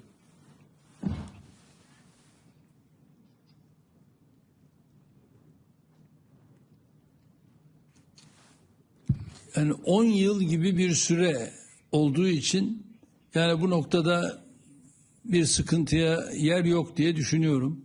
10 yıl içerisinde böyle bir orana çıkarılacak. Tabii ki NATO'nun da böyle bir güce ihtiyacı var ve bunu da tabii Avrupa Birliği'ndeki NATO üyesi ülkelerin halletmesinden başka çıkış yolu olmayacaktır ve şu anda NATO üyesi ülkelerde bu imkana, bu güce sahip. Türkiye olarak biz de bir üye ülke olarak bu konuda olumlu beyanımızı yaptık. Dedik ki 10 yıl içerisinde bunun verilmesinde fayda var. Herhalde kifayeti müzekker olmayacak mı? Sen Türkiye'de sorarsın ya.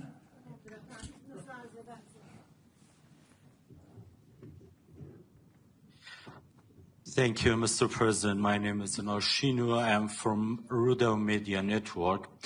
I would love to ask a question regarding an issue that is still ongoing. That is the issue of disarmament of PKK, and after the declaration of dissolvement of this party. The question is that lots of the people waiting for it, what is the next step? Because we don't know what's going on right now. Is there any effort to end this issue?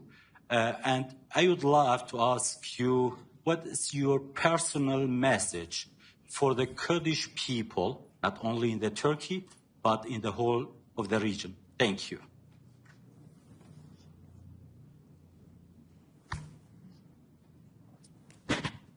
bölgede yaşayan Kürt vatandaşlarımla Cumhurbaşkanları olarak bizim herhangi bir sıkıntımız yok. Şu anda gayet iyi gidiyor.